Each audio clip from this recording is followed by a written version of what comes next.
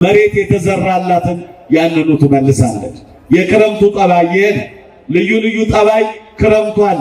ስለዚህ ይህ ክረምት ስንመለከተው በደመና በጉም የተከበበ በክረምቱ ውስጥ ብዙ ጭንቅ አለ።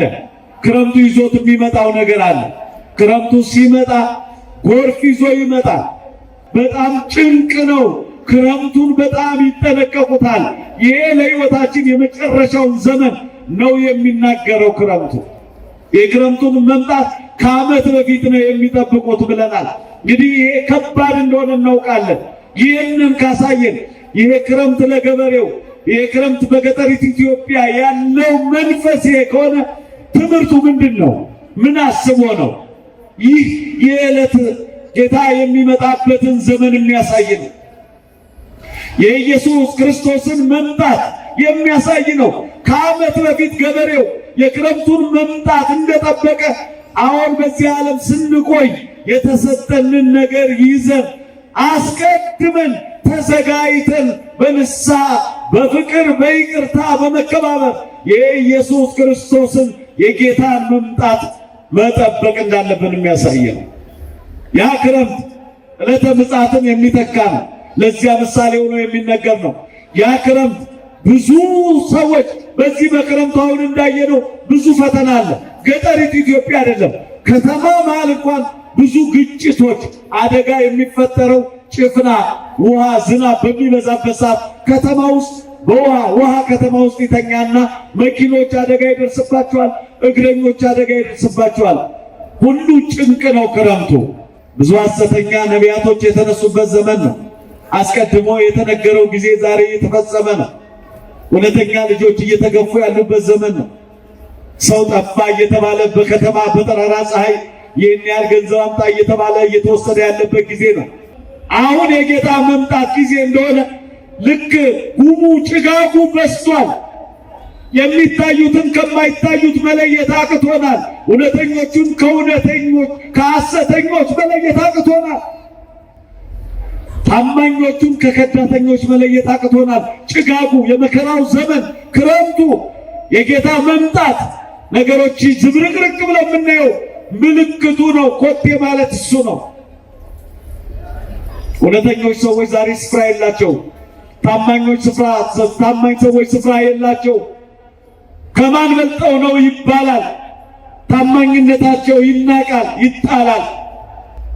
እውነት የለም። ሐሰተኞች አደባባዩን ሞልተውታል። የሐሰት ዘመን ሆኗል። ሁሉ አውሬውና የአውሬውን መንፈስ የሚከተል የአውሬውን ሐሳብ የሚከተል ሆኗል። ስለዚህ ሰው ጠባዩ የአውሬ ጠባይ መንፈሳዊ ሳይሆን ስጋዊ ክፉ መንፈስ ያደረበት ሰው በዝቷል። የእግዚአብሔር ጸጋ ከአብዛኛዎቻችን ርቋል። ይህ ምልክት ነው።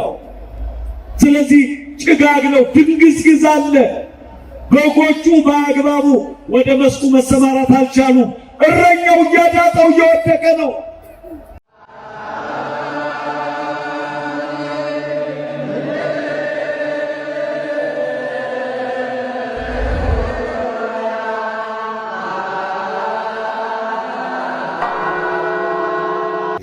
የሰራዊት ጌታ እግዚአብሔር ሆይ ከሁሉ አስቀድመን ምስጋና የሚገባ አንተ እናመሰግናለን፣ ከፍ ከፍ እናደርጋለን፣ እናወድሳለን። ክብር ምስጋና ለእግዚአብሔር ይሁን።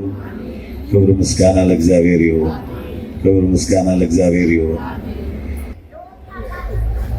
በዚህ ወቅት ክረምት ስለሆነ የክረምት ሐሳብ አንስተን ክረምት ምንድን ነው የሚመስለው የሚለውን ነገር እንመማራለን። ቸሩ አምላክ ያስተምረን ይምከረን። በእኛ ሀገር በኢትዮጵያ አሁን ትንሽ ዘመኑ እንደ ሰው ሳይቀየር አልቀረም።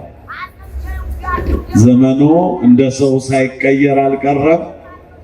ክረምት መግቢያና የክረምት መነሻ ስለሆነ ቤተክርስቲያንና ሕይወቷ ግን አይቀየርም። ስለዚህ ያንን ዘላለማዊ ሕይወት ያንን ለዘመናት የቆየውንና ወደፊትም የማይቀየረውን ስርዓት ታስተምራለች። አሁን ቤተክርስቲያን ግጻዊ ያላት የክረምት መግቢያ ነው። ትምህርታችን የሚሆነው ድምፀ ገሪሁ ለዝናም ነው። የዝናም ኮቴው ተሰማ የሚል ይሆናል። ከዚህ ጋር ተያይዞ ሐሳቦች ይነሳሉ። እግዚአብሔር በመካከላችን ተገኝቶ ተቀምጠን ቆመን በአንድነት እንድናመሰግነው እንድንሰማው ልባችን ይክፈትልን፣ ልባችን ይክፈትልን። የዝናም ኮቴው ወይም ድምፁ ተሰማ ብለን እንማማራለን። የዝናም በሉ ድምፁ ወይም ኮቴው ተሰማ። እንዳልኳችሁ አሁን ይሄ ክረምት ትክክለኛው ስርዓቱ በኢትዮጵያ ከሰኔ 25 እስከ መስከረም 25 ድረስ ነው። ነገር ግን ሰው እንደተቀየረ ዘመኑ፣ ወራቱ ሁሉ ባህሪው፣ ጠባዩ ተቀይሯል ቆይቷል። ዝናብ ከመጣ ከቆየ ረጅም ጊዜው ነው። ነገር ግን በዋነኝነት በስርዓት የምንከተለውን ነገር የሚያሳየን ይሄ ክረምት ነውና በዚህ ክረምት ውስጥ ምን እንድንማር ፈልጎ ይሆን እግዚአብሔር? በእያንዳንዱ ዘመናት በእያንዳንዱ ጊዜ እግዚአብሔር ሐሳብ አለ። የቤተ ክርስቲያኗ መዝሙር የዚህ ሳምንት መዝሙር ነው። እንግዲህ ዝናብ በብዙ መንገዱ ሊገለጽ ይችላል። መደምደሚያው ላይ ሐሳቡን የመጠቅለያ ሐሳቡን እናስቀምጣለን። ነገር ግን ክረምት በመጣ ጊዜ የምናስበው ደረቆቹ ወደ ልምላሜ የሚቀየሩበት ነው። የወደቁት የሚነሱበት ነው። ክረምት በመጣ ጊዜ ሰማዩ አካባቢ ሁሉ የሚቀየርበት ነው። እንግዲህ በዚህ ክረምት አራት ነገሮች በሰፊው የሚታዩበት ነው። አዝርት፣ አትክልት፣ እጽዋት የሚባሉ በዋናነት እነዚህ ሶስቱ ውሆች የራሳቸው ጠባይ ያላቸው፣ አራተኛው እሱ ነው። ግን ለነዚህ አሁን ለጠራናቸው ለሶስቱ የውሃው ስጦታ በእነሱ ላይ ይሆናል፣ ለእኛም ጭምር። አሁን ውሃው ሶስት ነገር በተለምዶ ይታወቃል። አዝርት፣ አትክልትና እጽዋት የሚባሉት ነገር በዚህ በክረምቱ በሰፊው እነሱን የሚመለከት ነገር አድርገን በግልጽ የምናስተምር ቢሆንም እኛንም ግን ይመለከታል። በተለያየ መልኩ ልናየው እንችላለን። በተለየ መልኩ ግን ገበሬው በዚህ ወቅት ዝናብ መምጣቱን፣ ወራቱን፣ ጊዜውን በትክክል ስለሚያውቀው ራሱን አዘጋጅቶ ገና አስቀድሞ ከዓመት በፊት ነው ለዚህ ክረምት የሚዘጋጀው። ይህንን ማስተዋል ያስፈልጋል። ከዓመት በፊት ነው የሚዘጋጀው። ለምኑ? ለክረምቱ። ክረምቱ ሁለት ነገሮችን ይዞ ስለሚመጣ፣ አንደኛ እንግዶች ለምሳሌ ቢመጡ በክረምቱ ምናልባትም ወይም ስደተኞች ቢመጡ ማስጠጊያ ላይኖር ይችላል። አሁን እኛ በከተማ ያለውን ቤት ልንኩራራበት እንችል ይሆናል ከዝናብ ያስጥላል ብለን። በዚያ በገጠሪቱ ኢትዮጵያ በጥንቱ የቤት አሰራር የተተረጎመ ትርጓሜ ነው። ያም ሆኖ ግን ዛሬ የከተማው ቤትም ውሃውን መቋቋም አልቻለም። ስለዚህ ትርጉሙ ለሁሉም ይሰራል ማለት ነው። አሁን በከተማ ውስጥ ዝናብ ውሃ የማይገባበት ቤት ጥቂት ቤት ነው። በጣም የተሻለ የሚባለው ፎቅ ውስጥ ሳይቀር ውሃ ይገባል። ውሃ በጣም ኃይል አለው። ውሃ በጣም ኃይል ስላለው ከልካይ የለው፣ ባለስልጣን ነው። ከዚህ የተነሳ በክረምት እንግዶች መቀበል ስለማይቻል ልጆቹንና ራሱን ገበሬው የሚቋቋምበትን መንገድ በማሰብ ከጎተራ ሁለት ነገሮችን፣ አንዱ የዘር ነው፣ አንዱ ደግሞ ክረምቱን የሚወጣበት ነው። አንዱ ለዘር የሚያመቻቸው የሚያስቀምጠው ነው። ሌላው ደግሞ በክረምቱ እርሱንና ቤተሰቡን አሸንፎ ወደ በጋው የሚሻገርበት ቀለብ ያስፈልገዋል። ስለዚህ ከዓመት በፊት ተዘጋጅቶ ተጨንቆ ነው። አሁን ግን እንዳልኳችሁ ዘመኑም እንደ ሰው ተቀይሯል። ዘመን ማለት ሰው ነው፣ ሰው ማለት ዘመን ሆኗል። ከዚህ የተነሳ ነገሮች ከጊዜ ወደ ጊዜ እየተቀያየሩ ይሄዳሉ። በእኛ መቀየር ሁኔታዎቹን ሊቀያየራሉ። እኛ ስንከፋ ጊዜው ይከፋል። እኛ መልካም ስንሆን ጊዜው መልካም ይሆናል። ምክንያቱም ዘመን ለእኛ ነው የተሰጠው። እኛ ከዘመን በላይ ነን። በእግዚአብሔር አምሳል ስለተፈጠር ዘመን በዘመን ውስጥ እንድንኖር ግን ዘመኑን ደግሞ በመሪነት እንድንመራው እግዚአብሔር ሰጥቶናል። ስለዚህ ዘመኑ መልካም እንዲሆን ከተፈለገ እኛ መልካም መሆን አለብን። ዘመኑ የሚከፋው ደግሞ ከኛ ክፋት የተነሳ ሊሆን ይችላል። የዘመን ክፉና በጎ የለም። ነገር ግን እኛ ስለሆን የምንጠራበት ዘመኑ ጥሩ አይደለም ከተባለ በዘመኑ ውስጥ የተገኘው ሰው ነው ጥሩ ያልሆነው። ዘመኑ መልካም ነው ከተባለ ደግሞ በዘመኑ ውስጥ ያለው ሰው መልካም እንደሆነ የሚያሳይ ነው። ስለዚህ ገበሬው አስቀድሞ ከዓመት በፊት ይዘጋጃል ማለት ነው ለዚህ ክረምት። ስለዚህ አንደኛ ክረምቱን እንዴት መወጣት እንዳለበት ቀለብ ያዘጋጃል። ሁለተኛ ደግሞ ለዘር የሚዘጋጀውን ዘር ምርጥ የሆነውን ዘር ያዘጋጃል ማለት ነው። ከዚህ ሰዓት ጀምሮ ወደ መሬት ዘሩን መዝራት ይጀምራል ማለት ነው። ስለዚህ በዚህ ዙሪያ ውስጥ እኛን የሚመለከት ነገር ይኖራል ወይ? አዎ ይኖራል። ዝም ብሎ አይደለም የሚዘራው።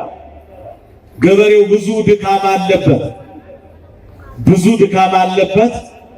እንዲሁ ዝም ብሎ አርሶ ብቻ በአንድ ጊዜ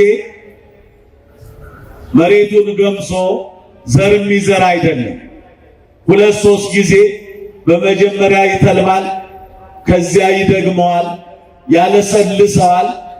ከዚያ በኋላ ዘር እንዲቀበር አድርጎ ዘሩን መሸከም እንዲችል አመቻችቶ ነው የሚዘራው።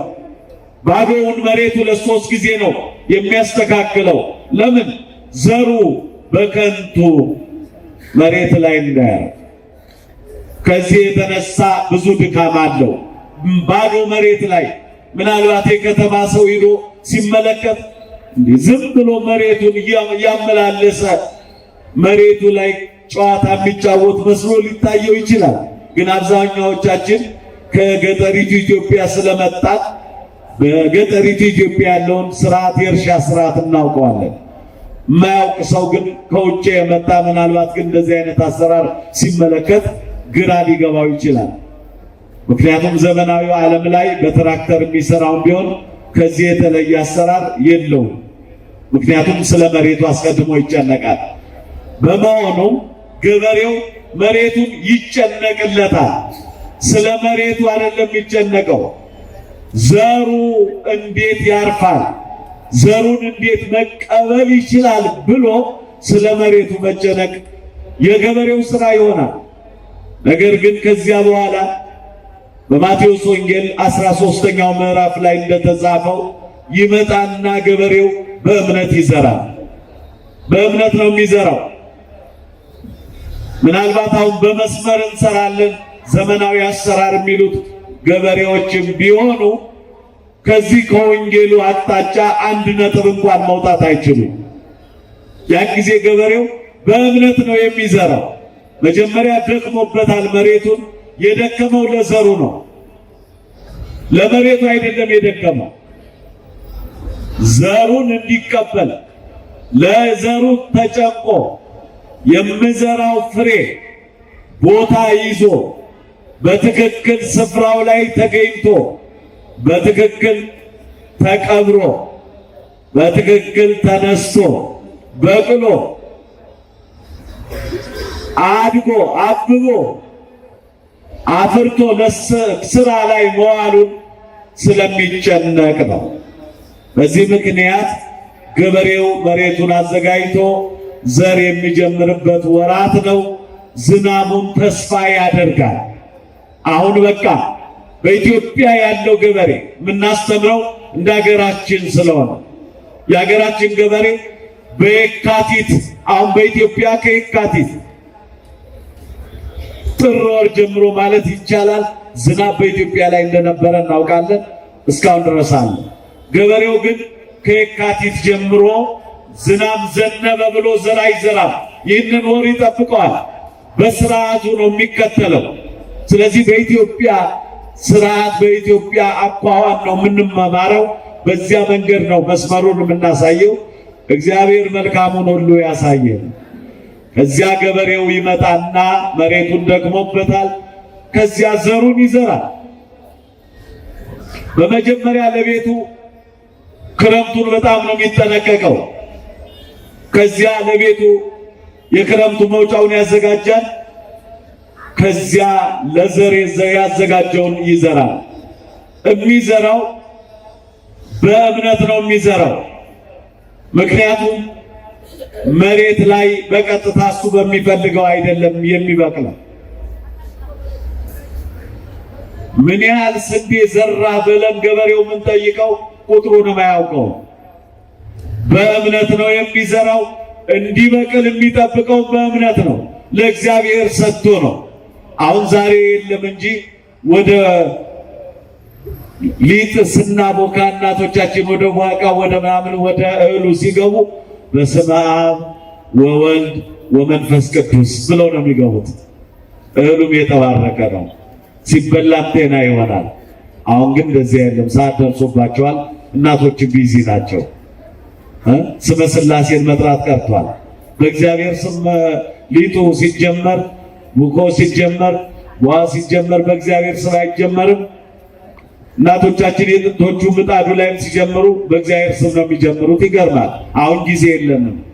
ሰው ለእግዚአብሔር ጊዜ ከሌለው ለሕይወቱ ጊዜ አልሰጠም ማለት ነው። እንደገና አዲስ ዘመን እንዲመጣ ከፈለገ የእግዚአብሔርን ጸጋ እንደገና እንቀበለውና እንመነውና እግዚአብሔር እንደሚያደርግ በስራው እንመን፣ ስራውን እንስራ። እኛ የእግዚአብሔርን ስራ ስንሰራ እሱ የእኛን ስራ ይሰራል። እግዚአብሔር ከሁላችን ጋር ይሁን። ነገሮቻችን በእምነት ለመስራት እንድንችል እግዚአብሔር ይርዳል። በምን እንስራ?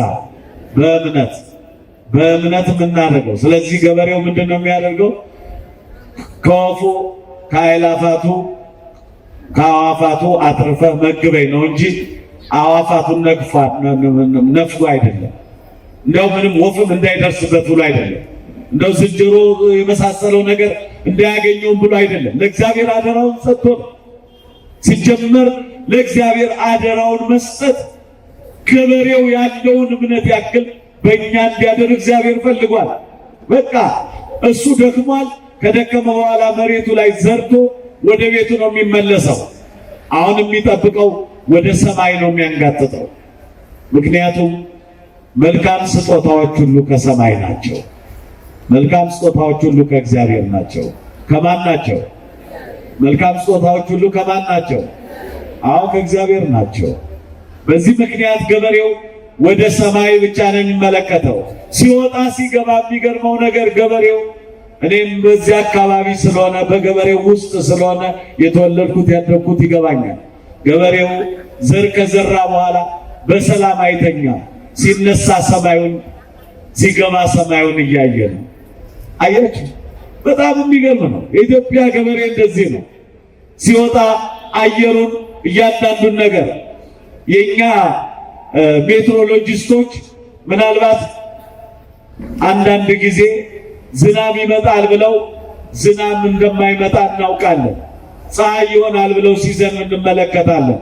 ምክንያቱም የእግዚአብሔርን ስራ ምንም አያውቅም። ገበሬው ግን በሚገርም ሁኔታ ሰማዩን አውቆ እምነቱ ፍጹም ስለሆነ ከሜትሮሎጂስቶቹ በላይ ንፋስ በስቷል። አይ ዛሬ ፀሐዩ ከባድ ነው የሚሆነው፣ ደግሞ ፀሐዩን ተመልክቶ ዛሬ ዝናብ ይዘንባል እያለ በጣም በተፈጥሮ የዝናቡን የአየራቱን ጠባይ የመመራመር ጠባይ ገበሬው አለው። ሰዓት እኛ እጃችን ላይ አድርጎ አንዳንድ ጊዜ አልመጣልን እያለ እናስተካክላለን። ገበሬው ግን ወደ ሰማይ ቀና ብሎ ሰዓቱን ይቆጣጠራል። ይገርማል። ለካ ሁሉ ነገር በሰማይ ነው ያለው። አስተውላችኋል? እንደዚህ ሁሉ ነገር ለካ በሰማይ ነው ያለው። ገበሬው ቀና ብሎ ፀሐይን ተመልክቶ አሁን 6 ሰዓት ሆኗል፣ አሁን ተኩል ሆኗል፣ አሁን 9 ሰዓት፣ አሁን ፀሐይ ዘግዘቅ ብላለች 11 ሰዓት ሊሆን ነው እያለ ይህ በሚገርም መልኩ ብትጠይቁት አንዱን ገበሬ ከእጃችሁ ሰዓት በተሻለ መልኩ አሳምሮ ሰዓቱን ይናገራል። ምን አይነት ኢትዮጵያዊ እንደነበረ። ዛሬ እውቀትም የለም፣ እምነትም የለም፣ ፍቅርም የለም። ሁሉ ነገር ጠፍቷል። እግዚአብሔር ይመልስልን፣ እግዚአብሔር ይመልስልን። ለካ ሁሉ ነገር በሰማይ ነው ያለው፣ ከመሬት የለም። ለካ ገበሬው ሰማዩን በመመልከት ጊዜውን ያውቃል። ሰማዩን በመመልከት ደመናው መጣ ወይም ቀረ ገበሬው ያውቃል። የሚጠባበቀው ከሰማይ ነው። የእግዚአብሔር ልጆች ሁሉን ከሰማይ መጠበቅ መልካም ነው።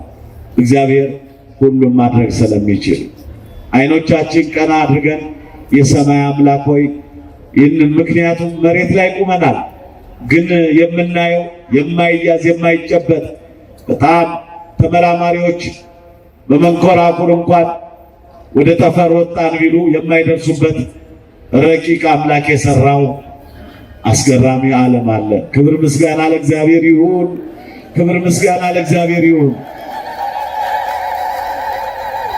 ስለዚህ ሁሉ ነገር ከሰማይ ይሰጣል። ገበሬው እየወጣ እየገባ ይመለከታል።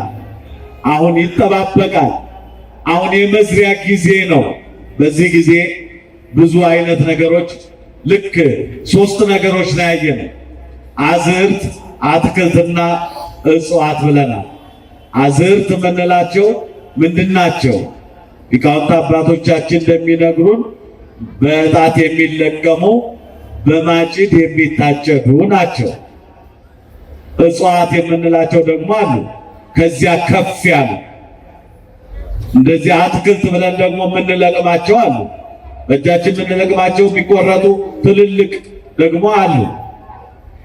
በመጥረቢያ የምንቆርጣቸው ትልልቅ ዛፎች አሉ። ስለዚህ እነዚህ በዚህ ወቅት የተለየ መልክ ይዘው ይወጣሉ። በጣም የሚማርክ አረንጓዴ። አሁን አውደ ምሕረታችን ስትመለከቱ እዚህ ሳር በቅሎ አይደለም፣ አልፎ አልፎ የሚበቅልበት ሁኔታ ሊኖር ይችላል። ግን ውብ የሆነ አረንጓዴ ክረምቱ የሚያመጣው ልምላሜ፣ ውብ የሆነ ልምላሜ ገበሬው የሚጠብቀው ብቻ ሳይሆን ከገበሬው ደግሞ ከተሜው ይጠብቃል። ሕይወታችን የተያያዘ ነው። ገበሬው ከሌለ ከተሜው የለም። አሁን ዛሬ ሁሉ ነገር ችግር የሆነው በገበሬው ውስጥ ያለው የተረጋጋ ሰላም ባለመኖሩ፣ ገበሬው በአግባቡ ማረስ ካልቻለ ከተሜው በአግባቡ መኖር አይችልም። ገበሬው ሲረጋጋና ምርት ሲኖር ነው ተወደደ መረከሰ ብሎ ለማውራት የሚቻለው። ገበሬው ከሌለ ሁሉም ነገር የለም። ከዚህ የተነሳ ገበሬው በእምነት ይዘራል። በምን ይዘራል? በምን ይዘራል? በእምነት ይዘራል። በእምነት ከዘራ በኋላ በእምነት ወደ ቤቱ ይገባል። አፈር አልብሶ ይገባል። የሚገርመው ነገር ያን ሁሉ አሁን ዘመናዊው ዓለም ላይ እያለበሰ ነው የሚሄደው። እያለበሰ አንዱ አራሽ ዘር ይሆንና እየዘራ ሳይንሳዊ በሆነ መንገድ መዝራት ብቻ ሳይሆን የዘራውን እያለበሰ ተጠነቀቅኩ ብሎ ግን ማብቀል አይችልም። ይችላል? ይችላል ወይ? ማብቀል የማን እንደሆነ እናውቃለን። የፈለገ ስልጣኔ ቢሆን ማብቀል ማሳደግ የማን ነው? የእግዚአብሔር ነው። ክብር ለስሙ ይሁን። እግዚአብሔር ይመስገን። የእግዚአብሔር ነው። ስለዚህ ገበሬው የማልበስ አቅም የለው። ለእግዚአብሔር ሰጥቶ አፈር ውስጥ ጨምሮ ነው የሚሄደው። እኛ ዛሬ ባንክን አምነን ገንዘብ እንደምናስቀምጥ ማለት ነው። አሁን እኛ በወረቀት ነው ሰነዱ እናስቀምጥላችኋለን፣ ብራችሁን እንጠብቅላችኋለን ስላሉን ነው። ምን እንደሚደረግ እንኳን አናውቅም። ነገር ግን ባንክ ላይ ወስደን ያለንን ገንዘብ አስቀምጠን በሰላም ወደ ቤታችን ገብተን እንተኛለን። ባንክን አምነን እግዚአብሔርን ማመን ግን እንዴት እንዳልተቻለ አስቡት። ሕይወትን የሰጠ እግዚአብሔር በሕይወታችን ስራውን እንዲሰራ እንመነው። የእምነት ጉድለት ታይቶብናል። ባንክን አምነን እዚህ ዓለም ያሉ ነገሮችን አምነን ብዙ ሰው በቤቱ ዙሪያ ያለውን ጥበቃ፣ በቤቱ ዙሪያ ያሉትን ውሾች፣ በተለየ መልኩ አምኖ ሲያንቀላፋ እግዚአብሔር አምላኩን ማመን ግን አቅቶታል። እግዚአብሔርን አምነን ማንቀላፋት ከሁሉ ይበልጣል፣ ከሁሉ ይበልጣል። በዚህ ምክንያት ገበሬው ወደ ቤቱ ገብቶ ተመስገን ጌታዬ፣ ዘሩን በመዝራቱ ብቻ እግዚአብሔርን አመስግኖ ይገባል። ጤና ሰጠህ፣ እድል ሰጠኝ፣ ለዚህ ቀን አድርሰኝ፣ እንደው በክረምቱ መግቢያ ውስጥ ይህን ጸጋ ለኔ ስለሰጠኝ እፎይ ብሎ ዘርቶ ገና እኮ የመብቀል ጊዜ አለ። አፈር ላይ ነው ጥሎ የመጣው፣ ግን በእግዚአብሔር እምነት አለው። በማን እምነት አለው? በማን እምነት አለው? የአሁኑ ገበሬ ግን እምነቱ በዘመናዊው ነጮቹ በጣም አደገኞች ናቸው። ነጮቹ በጣም አደገኞች ናቸው። አይምሯችን በማዳበሪያ ስለያዙት የጥንቶቹ አባቶች ትንሽ ጉድለት እንኳን መሬቱ አላፈራ ካላቸው ስርዓት አለ የራሱ ማዳበሪያ እዚያው ከጓሮ ይፈጥሩለታል። በአካባቢው ባህላዊ የሆነ ማዳበሪያ ይፈጥሩና መሬቱን እንደገና ነፍስ ይዘሩበታል። እንደገና ወደ ቀደመው ክብሩ እንዲመለስ ከእግዚአብሔር ጋር ተነጋግረው በትንሽ ነገር ያ ማፍራት አቅም ያጣውን መሬት አቅም እንዲያገኝ እግዚአብሔር ጋር ተነጋግረው ባህላዊ በሆነ ጥበባቸው መንገዳቸው ለብዙ ሺህ ዓመት ኑረናል። ከማዳበሪያ ውጭ ለብዙ ሺህ ዓመት 100 አይደለም 200 አይደለም 500 አይደለም ለብዙ ሺህ ዓመታት ያለ ማዳበሪያ የኖረው ገበሬ በጥቂት 20-30 ዓመት ግን በሰይጣናዊ ሰንሰለት ታስሯል። አሁን ገበሬው ማዳበሪያ ስለሌለ ያለ ሰልፍ ነው የሚወጣው። ወደ እግዚአብሔር መሰለፉን ትቶታል። እግዚአብሔር ሆይ ምናለ እባክህ መሬቱን አስተካክለው ማለት የሚችለው እምነት የነበረው ገበሬ አሁን የነጮቹ ጠባይ፣ ነጮቹ እኛንና በእኛ ውስጥ ያለውን የማይፈልጉት ነገር አለ። የእኛ ታሪክ በጣም ከፍ ያለ ታሪክ ነው። ከፍ ያለ ስርዓት ነው።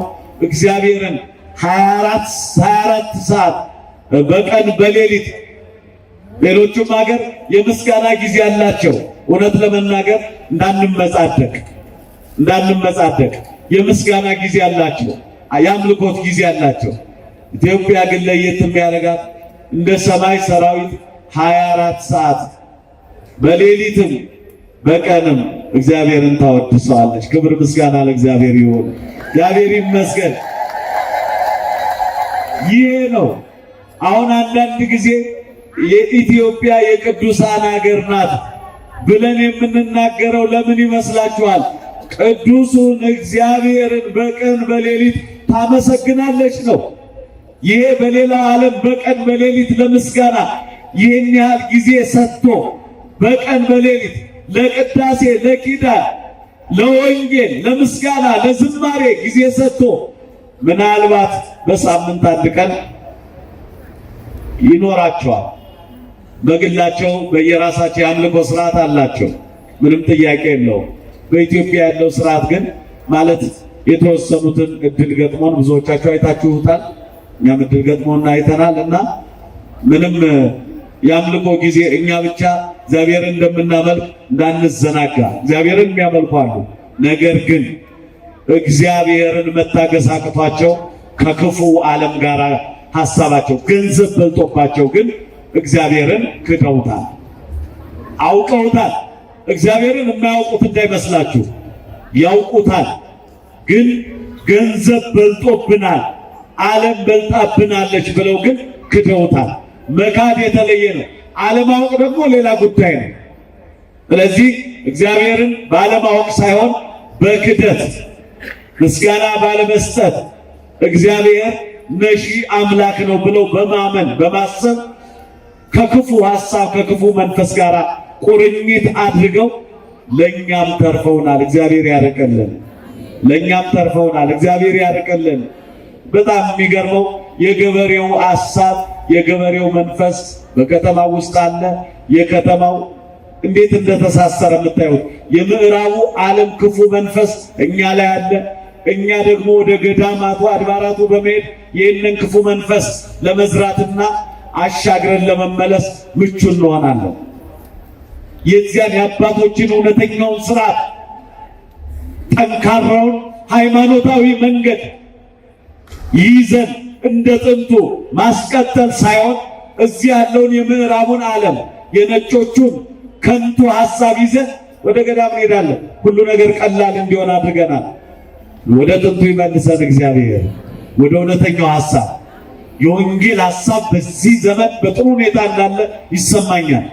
መጽሐፍ ቅዱስ ድሮ ሰው ሁሉ መጽሐፍ ቅዱስ ሲነሳ እንደ ጠላት አይቶት እንደው ዝም ብሎ ብቻችን እንዳንሆን እንደው አንዳንዱ አራስ እንኳን ሴት እናቶቻችን ሲወልዱ መጽሐፍ ቅዱስ አሁን የማድረግ ዘመን መጥቶ በሕፃናት አጠገብ በጣም ገርሞኛል። ድሮ የለም። ምክንያቱም ድሮ እንዲህ አይነት ሐሳብ የለም። ቢላዋ ነው የምናደርገው። ምነው እናቶች ልክ ነው። አንዳንድ ጊዜ ሳይንሳዊ መንፈስም አለ። ያ አሁን ነጮች የሚያደርጉት ነገር ሳይንሳዊ ነገር መብረቅ ምናምን ሲመጣ ግራውንድ ለማድረግ ብረቶችን ይጠቀማሉ። አንዳንድ የጥንት ሰዎች ሳይንሳዊ አካሄዱን ያውቁታል። ስለዚህ በደጃቸው ክረምት በሚመጣ ጊዜ ትልቅ ብረት ያጋድማሉ። ነጮቹ ላይ ነው የሚሰቅሉት አይደለም፣ መከላከያ የመብረቅ። የኛ አባቶች የጥንቶቹ ደግሞ ግራውንድ የሚያደርጉት ብረቱን መሬት በሩ ላይ በማስቀመጥ በጣም ይገርማል ሳይንሳቸው። ከዚያ አንጻር ከሆነ ምናልባት ሕፃናት እንዲያስደንግጥ ብለው ከሆነ ሊሆን ይችላል። ግን ለእግዚአብሔር ዝግጅት አልነበራቸው፣ እምነት ግን ነበራቸው። አሁን መጽሐፍ ቅዱስ ሁሉም ሰው እያነበበ ነው። እውቀት በየእጃችን አለ። ማወቅ አለማወቅ እንደ የፍላጎታችን ሆኖ ማለት ነው። አሁን ዘመኑ የእውቀት ዘመን ነው። የምን ዘመን ነው? መልሱልኝ። አይ አልተሰማኝም። የምን ዘመን ነው? የእውቀት ዘመን ነው። ስለዚህ በዚህ ጊዜ የሚጠቅመንንና የማይጠቅመንን መለየትኛ ነው። አሁን በዚህ ዘመን እውነተኛውን ነገር ማወቅ፣ ወደ እውነተኛው ዓለም መጠጋት የኛ ድርሻ ነው። በመሆኑም ገበሬው ዘሩን ዘራ።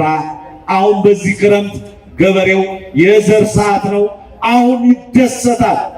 በቃ ዝናቡ መጥቶለታል። ከዝናቡ ጋር ሕይወቱ አለ፣ ተሳስሯል። ሶስት ነገሮች አሉ ብለናል።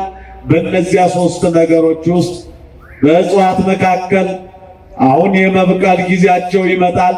እነዚያ እጽዋት በሚበቅሉ ጊዜ አንዳንዶቹ ራሳቸውን ሸፍነው ነው የሚበቅሉት፣ የሚነሱት፣ የሚያድጉት። ራሳቸውን ሸፍነው ምን አድርገው ነው የሚነሱት፣ የሚበቅሉት፣ የሚያድጉት?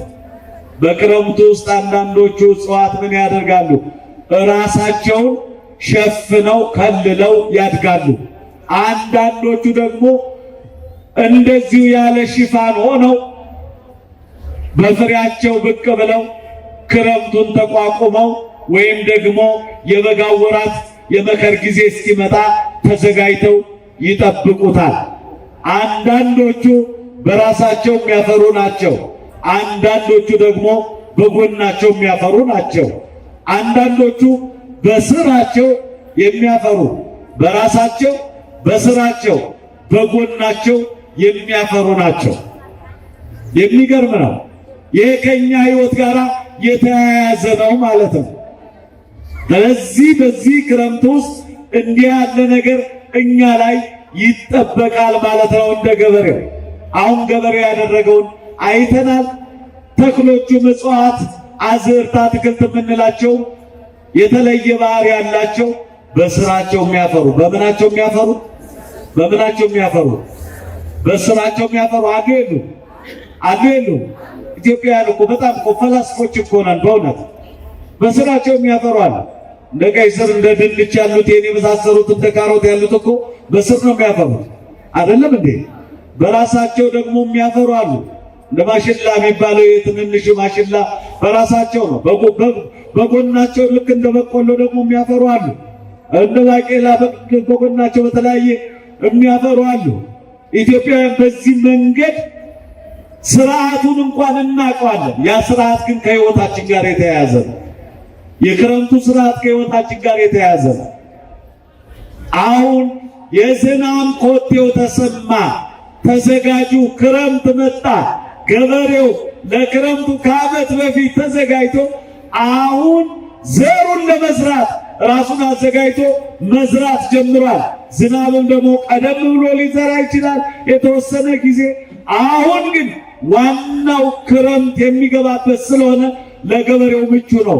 ገበሬው ዓመት ሙሉ የሚጠብቀው ክረምት ነው። ይሄ ለሕይወታችን ትልቅ ትምህርት ነው። አሁን ከዓመት በፊት ጀምሮ ይህን ክረምት መጠበቅ ቀላል ነገር አይደለም። በምዕራቡ ዓለም ለእኛ ትልቅ ምልክት ነው። 6 ወር ያክል ነው ክረምታቸው። ስንት ወር ነው? 6 ወር ክረምት እኛ ጋራ ቢሆን፣ አሁን ግን ስጋት አለኝ። ምክንያቱም እንዳልኳችሁ በየካቲት እንደገባ ዝናቡ ይዋለ እየቀጠለ ነው። ግን እንደ እግዚአብሔር ፈቃድ፣ እንደማን ፈቃድ? እሱ የፈቀደው ነገር ይኖራል። እውነት ለመናገር እኛም ማናጸዳውን በዚህ ከተማ እግዚአብሔር ዝናሙን አዝንሞ በውሃ ማጽዳት የማንችለውን ያጸዳዋል። በዚህ ውስጥ የእግዚአብሔር ሐሳብ እንዳለበት ማመን አለብን። በእኛ ፈቃድ የሚሆን ነገር አንዳች ነገር የለም። ከዚህ የተነሳ የእግዚአብሔር ፈቃድ የወደደውን ያደርጋል። ግን ነጮቹ 6 ወር ጨለማ ነው የነሱ። በጣም ይጨነቃሉ። ስለዚህ ስደተኞች ናቸው። በጣም ይሰራሉ። ገንዘባቸውን ሰብስበው በጋ ወዳለበት ለጥቂት ጊዜ ይመጣሉ። 6 ወር በጣም ጨለማ ነው፣ በረዶ ነው፣ ቀዝቃዛ ነው። አብዛኛዎቹ ዛፎች ቅጠል የላቸው፣ ይረግፋሉ። ዝናቡ አይደለም የሚያረግፋቸው፣ በረዶ ነው። ከዚህ የተነሳ ጭራሮ መስለው ነው የምናያቸው። ስለዚህ ለነሱ ከባድ ነው። መጠለያም የላቸውም ማለት ነው። ከቤታቸው ውጭኛ ዝናብ እየዘነበ ዛፎቹ ውስጥ ብንጠጋ እንጠለላለን። ይገርማል። በጣም የሚገርም ነው። እነሱ ጋር ጭራሮ ሆነዋል። ቅጠላቸው ረግፏል። ሁሉም ነገር የላቸውም። ስለዚህ ያለ ስጋት ለመኖር እግዚአብሔርን ማመን ግን ያስፈልጋል። ያለ ስጋት ለመኖር ማንን እንመን? ያለ ስጋት ለመኖር እንደማን ፈቃድ እንኖር? እንደሱ ከሆነ ነገራችን ሁሉ የተስተካከለ ይሆናል። እና ስጋቴ ቀደም ብለን የገለጽነው ነው። እኛ 2 ወር ክረምት በትክክል መሬቱ የሚገባውን ለኛም የሚገባውን ነገር አድርጎልን ያልፋል። አሁን ግን ሰፋ ያለ ጊዜ ስለነበረ እኛም የምናውቀው ነገር የለም። እንደ ነብዩ እንደ ሕዝቅኤል የሰራዊት ጌታ እግዚአብሔር ሆይ እኛ አናውቅም፣ አንተ ታውቃለህ። ምን እንበለው? ቀደም ብለህ ዝናቡን ስላስገባው እኛ የምናውቀው ጉዳይ የለም። ስለዚህ አንተ ታውቃለህ፣ በፈቃድ ነገሮችን አከናውንልን ማለት ይገባል። እንግዲህ ከዚህ የምንማረው ነገር ይኖራል። እንግዲህ ክረምቱ ገባ ብለው ዓመት ሙሉ ገበሬው ጠበቀ ብለናል። ከዚህ በኋላ በእምነት ዘራ። መሬቱ ላይ በጣም ደክሟል። መሬቱ ላይ ሲደክም የደከመው ለዘሩ ነው ብለናል። ዘሩን ይዘራል። ዘሩ ደግሞ በዚህ ክረምት ላይ እጽዋት፣ አትክልት የሚባሉት ያድጋሉ። ሲያድጉ የየራሳቸውን ጠባይ ይዘው ነው። ሁሉም አንድ አይነት አይሆኑም። በቆሎ የሚዘራ ሰው ያው በበቆሎነቱ ነው የሚያልፍ። ያንኑ በገላትያ ምዕራፍ 6:7 ላይ እንዲህ ይላል፣ ሰው የዘራውን ያንኑ ያጭዳል ይላል። ሰው የዘራው ያንኑ ነው የሚበቅለው። ስንዴ ዘርቶ ባቄላ የሚጠብቅ እርሻው ላይ የለም። ገብስ የሚጠብቅ የለም። ጤፍ ዘርቶ ስንዴ የሚጠብቅ ገበሬ የለም። የዘራው ያው ይመለሳል። መሬት የተዘራላትን ያንኑ ትመልሳለች። የክረምቱ ጠባይ ይሄን ልዩ ልዩ ጠባይ ክረምቱ አለ። በማጠቃለያ ላይ እናነሳለን። ስለዚህ ይህ ክረምት ስንመለከተው በደመና በጉም የተከበበ ጨለማ ይበዛበታል፣ ጉም ይበዛበታል። አሁን ከተማ ስለሆነ ነው። አሁን ከተማውንም ጉሙ እየፈራው አይደለም። አሽከርካሪዎች እስኪቸገሩ ድረስ ከተማ ውስጥ ጉም ይገባል። ይገርማቸዋል። ደግሞ በገጠሪቱ ኢትዮጵያ ከዚያ የበለጠ ይህ ክረምቱ በጣም ከባድ ነው። ክረምቱ ከባድ ነው። ስለዚህ እንግዲህ ፀሐይ እስኪወጣ ሰላም ያገናኘን ይላሉ የገጠሪቱ ኢትዮጵያ አባቶቻችን። ልጆቻቸው ከወንዝ ማዶ በጋብቻ በኑሮ በተለያየ ሁኔታ ይለያዩና እንግዲህ በጋውን በሰላም ያውጣል፣ ክረምቱን በሰላም ያውጣል ይላሉ። ከዘሩ ባሻገር በክረምቱ ውስጥ ብዙ ጭንቅ አለ። ክረምቱ ይዞት የሚመጣው ነገር አለ። ክረምቱ ሲመጣ ጎርፍ ይዞ ይመጣል። ምን ይዞ ይመጣል? በጣም ከባድ ጎርፍ ይዞ ይመጣል። መወሰድ አለ በጎርፍ። ወንጌላዊ ማቴዎስ 24 ላይ እንደተናገረው አንዱ ይወሰዳል፣ ሁለት ሆኖ መቆም አለ፣ አንዱ ይወሰዳል። በአስፋልት መቆም አንዱ ዛሬ በከተማ ብዙ ልጆች እየተወሰዱ ነው። በጎርፍ መጠንቀቅ ያስፈልጋል። መጠንቀቅ፣ ቸልተኝነትን ማቆም። እኔ ከተማ ነኝ ጎርፍ ምን ያደርገኛል የሚባልበት ዘመን አይደለም። አሁን ከተማም ጎርፍ እየገባ ነው ማለት ነው። ስለዚህ የገጠሪቱ ኢትዮጵያ አባቶቻችን እናቶቻችን ለክረምቱ የሚጨነቁትን ያክል በበጋው ጭንቅ የላቸውም። ይገርማቸዋል። ክረምቱ ግን ያስጨንቃቸዋል። ለእኛ ትልቅ ትምህርት ነው። ክረምቱ ይህን ያህል ለምንድን ነው ያስጨነቃቸው? ጭፍና ይበዛበታል። እረኞቻቸው በሰላም ገብተው በሰላም ለመውጣት ይቸገራሉ። ምክንያቱም ሌባ ይበዛል። በዚያ በጭፍናው በጉሙ በጭጋጉ በዚህ በምናየው ጉም አማካኝነት ጨለማ ይሆናል። ከብቶቹ በጎቹና እረኛው ይለያያሉ። እረኛውና በጎቹ መገናኘት ያቅታቸዋል። በጎቹ በሌባ ይወሰዳሉ። በጎቹ በተኩላ ይነጠቃሉ። በጎቹ በአውሬ ይበላሉ። በጎቹ ገደል ይገባሉ። በአጠቃላይ እንስሳዎቹ በጣም ችግር ላይ ይወድቃሉ። ያ ብቻ አይደለም፣ እረኛው ራሱ ጭቃ ውስጥ ሊገባ ይችላል። አድጦት ገደል ሊገባ ይችላል። በጣም ጭንቅ ነው። ክረምቱን በጣም ይጠነቀቁታል። ይሄ ለሕይወታችን የመጨረሻውን ዘመን ነው የሚናገረው። ክረምቱ የክረምቱን መምጣት ከዓመት በፊት ነው የሚጠብቁት ብለናል። እንግዲህ ይሄ ከባድ እንደሆነ እናውቃለን። ይህንን ካሳየን ይሄ ክረምት ለገበሬው ይሄ ክረምት በገጠሪቱ ኢትዮጵያ ያለው መንፈስ ይሄ ከሆነ ትምህርቱ ምንድን ነው? ምን አስቦ ነው? ይህ የዕለት ጌታ የሚመጣበትን ዘመን የሚያሳይ ነው። የኢየሱስ ክርስቶስን መምጣት የሚያሳይ ነው። ከዓመት በፊት ገበሬው የክረምቱን መምጣት እንደጠበቀ አሁን በዚህ ዓለም ስንቆይ የተሰጠንን ነገር ይዘን አስቀድመን ተዘጋጅተን በንስሐ በፍቅር በይቅርታ በመከባበር የኢየሱስ ክርስቶስን የጌታን መምጣት መጠበቅ እንዳለብን የሚያሳይ ነው። ያ ክረምት ዕለተ ምጽአትን የሚተካ ነው። ለዚያ ምሳሌ ሆኖ የሚነገር ነው። ያ ክረምት ብዙ ሰዎች በዚህ በክረምቱ አሁን እንዳየነው ብዙ ፈተና አለ። ገጠሪቱ ኢትዮጵያ አይደለም ከተማ መሃል እንኳን ብዙ ግጭቶች፣ አደጋ የሚፈጠረው ጭፍና ውሃ ዝናብ በሚበዛበት ሰዓት ከተማ ውስጥ ውሃ ከተማ ውስጥ ይተኛና መኪኖች አደጋ ይደርስባቸዋል፣ እግረኞች አደጋ ይደርስባቸዋል። ሁሉ ጭንቅ ነው። ክረምቱ የብርሃን ጊዜ እንድንጠብቅ ያደርጋል። ስለዚህ የጌታ መምጣት ጊዜ በክረምቱ የሚመጡ ነገሮችን የሚያሳይ ነገር አለ። የዝናብ ኮቴው ተሰማ ስንል የጌታ መምጣት በልዩ ልዩ ነገሮች ልዩ ምክንያቶች የጌታን መምጣት የሚያሳዩ ምልክቶች ዓለም ላይ ይታያሉ ማለት ነው። የዝናብ ኮቴው ይሄ ነው። አሁን ይሄ በተፈጥሮ የሚዘንበውን ዝናብ ወደ ምሳሌነት ቀይረናል፣ ጊዜያችን ለመጠበቅ። ከጊዜ አንጻር የዝናብ ኮቴው እንደተሰማ የጌታ የኢየሱስ ክርስቶስ መምጣት ዋዜማ ላይ እንደሆነ፣ ክረምቱ ሊገባ እንደሆነ፣ ዓለም ሊያልፍ እንደሆነ ብዙ ምልክቶችን እንመለከታለን። ሶሻል ሚዲያውን ማየት ነው። ብዙ ሐሰተኛ ነቢያቶች የተነሱበት ዘመን ነው። አስቀድሞ የተነገረው ጊዜ ዛሬ እየተፈጸመ ነው። እውነተኛ ልጆች እየተገፉ ያሉበት ዘመን ነው። ሰው ጠፋ እየተባለ በከተማ በጠራራ ፀሐይ ይህን ያህል ገንዘብ አምጣ እየተባለ እየተወሰደ ያለበት ጊዜ ነው። ሞት በጣም ጭንቅ፣ በጣም የሚገርም ነገር ነው። ሞቴን አሟሟቴን አሳምረው። ድሮ ዘመን እኮ ችግር የለም፣ ሰው ታሞ ይሞት ነበር። በጤናው በሙሉ ነገሩ ሰው እየተወሰደ ይሞታል። ታዲያ ይሄ ዘመን ምን ይመስላችኋል? ኮቴው እየተሰማ አይመስለንም? ጌታ በደጅ እንደቆመ እናውቃለን። አሁን የዘመኑ ፍጻሜ እንደደረሰ እናውቃለን። ታማኞች ከእምነታቸው ወርደዋል። እውነተኞች ሐሰተኞችን ተባብረዋል። ዓለም የእግዚአብሔርን ፈቃድ ትቶ ወደ ራሱ ፈቃድ መጥቷል። ስልጣን እግዚአብሔርን ትቶ ገንዘብን ባለስልጣን አድርጓል። ገንዘብን ሁላችንም እያመለክነው እንገኛለን።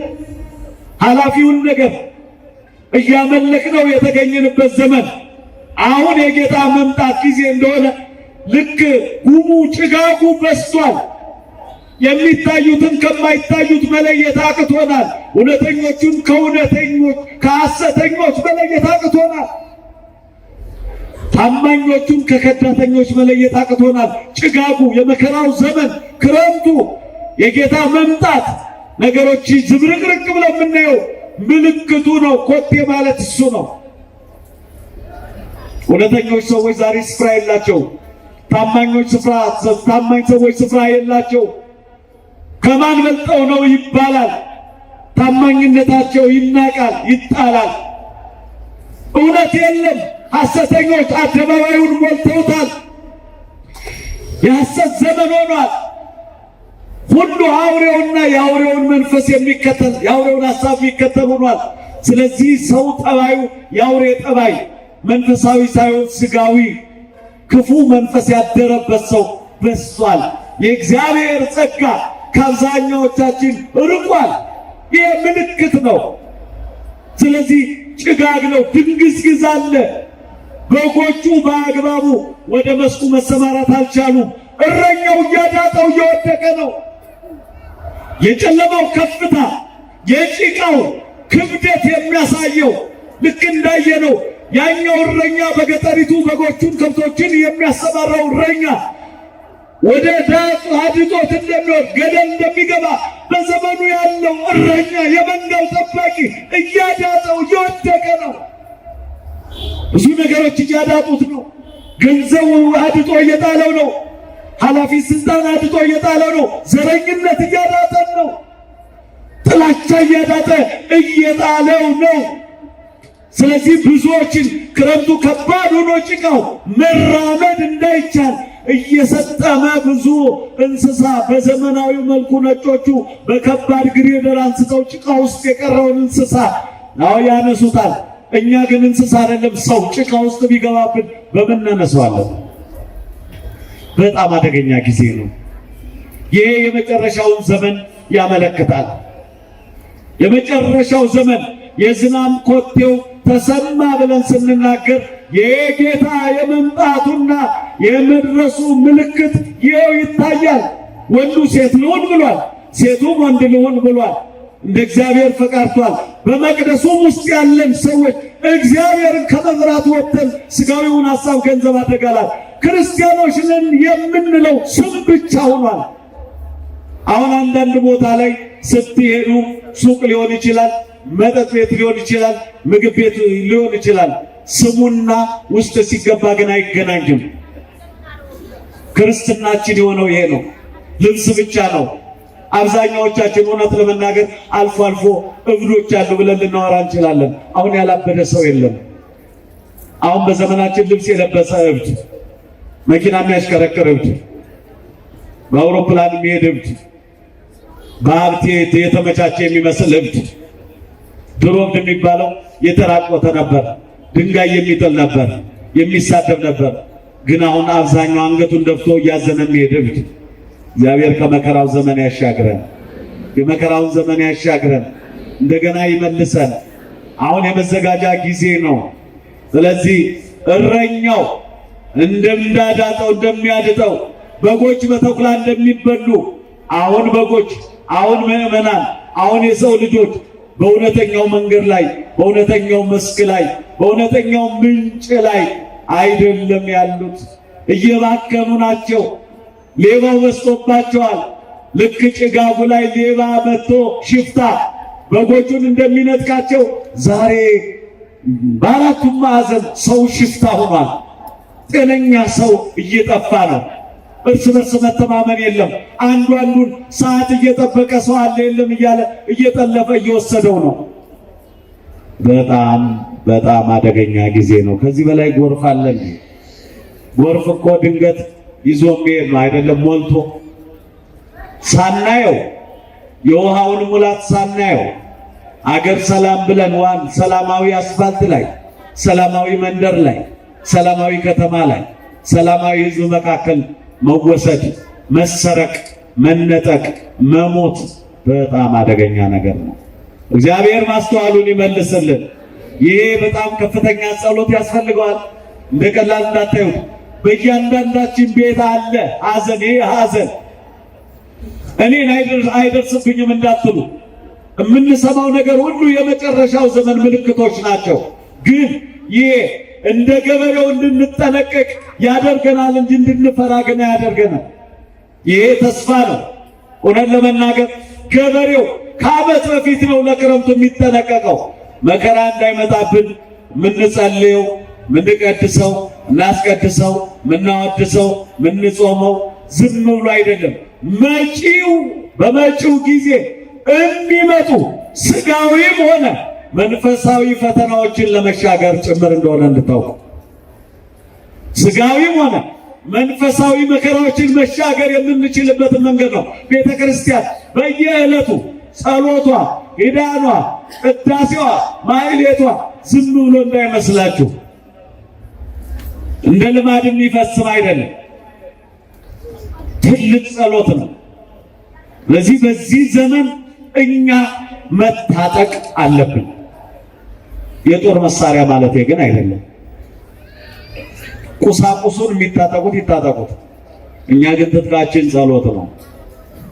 እኛ ግን ትጥቃችን እግዚአብሔር ፊት፣ ኢየሱስ ክርስቶስ ፊት፣ መድኃኔዓለም ፊት ማልቀስ ነው።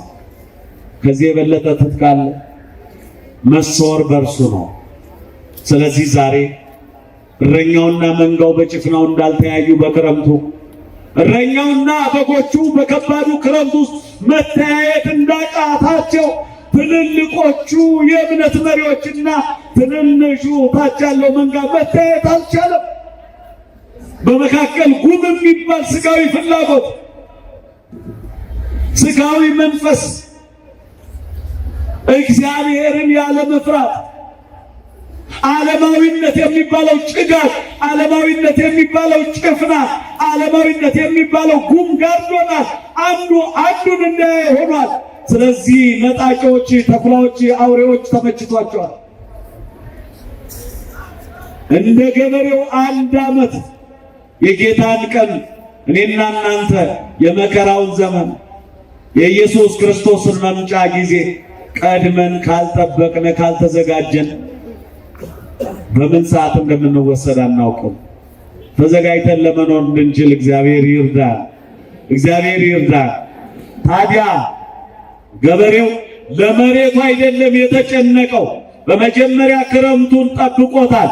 በክረምቱ ውስጥ ግን ክረምቱን ምክንያት አድርገው የሚመጡት ነገሮች ከሕይወታችን ጋር የተጣበቁ ናቸው። ልክ ጎርፍ እንዳለ ሞት ድንገት እየመጣ እየጠራረገ እየወሰደ ነው። ሞት ጎርፍ ሆኗል። በክረምት የምንመለከተው ዝናብ የእያንዳንዳችን እንባ ወደዚያ ተቀይሯል። ማያነባ የለም። በኑሮ እያነባን ነው። በጤና እያነባን ነው። ሰው እያለን ሰው በማጣት እያነባን ነው። እንዴት ሰው እያለው እንዴት ሰው እያለ ሰው የለኝም እንዴት እንላለን? ለምን ይመስላችኋል? ለታመነለት አደራውን የሚጠብቅ ጠፋ።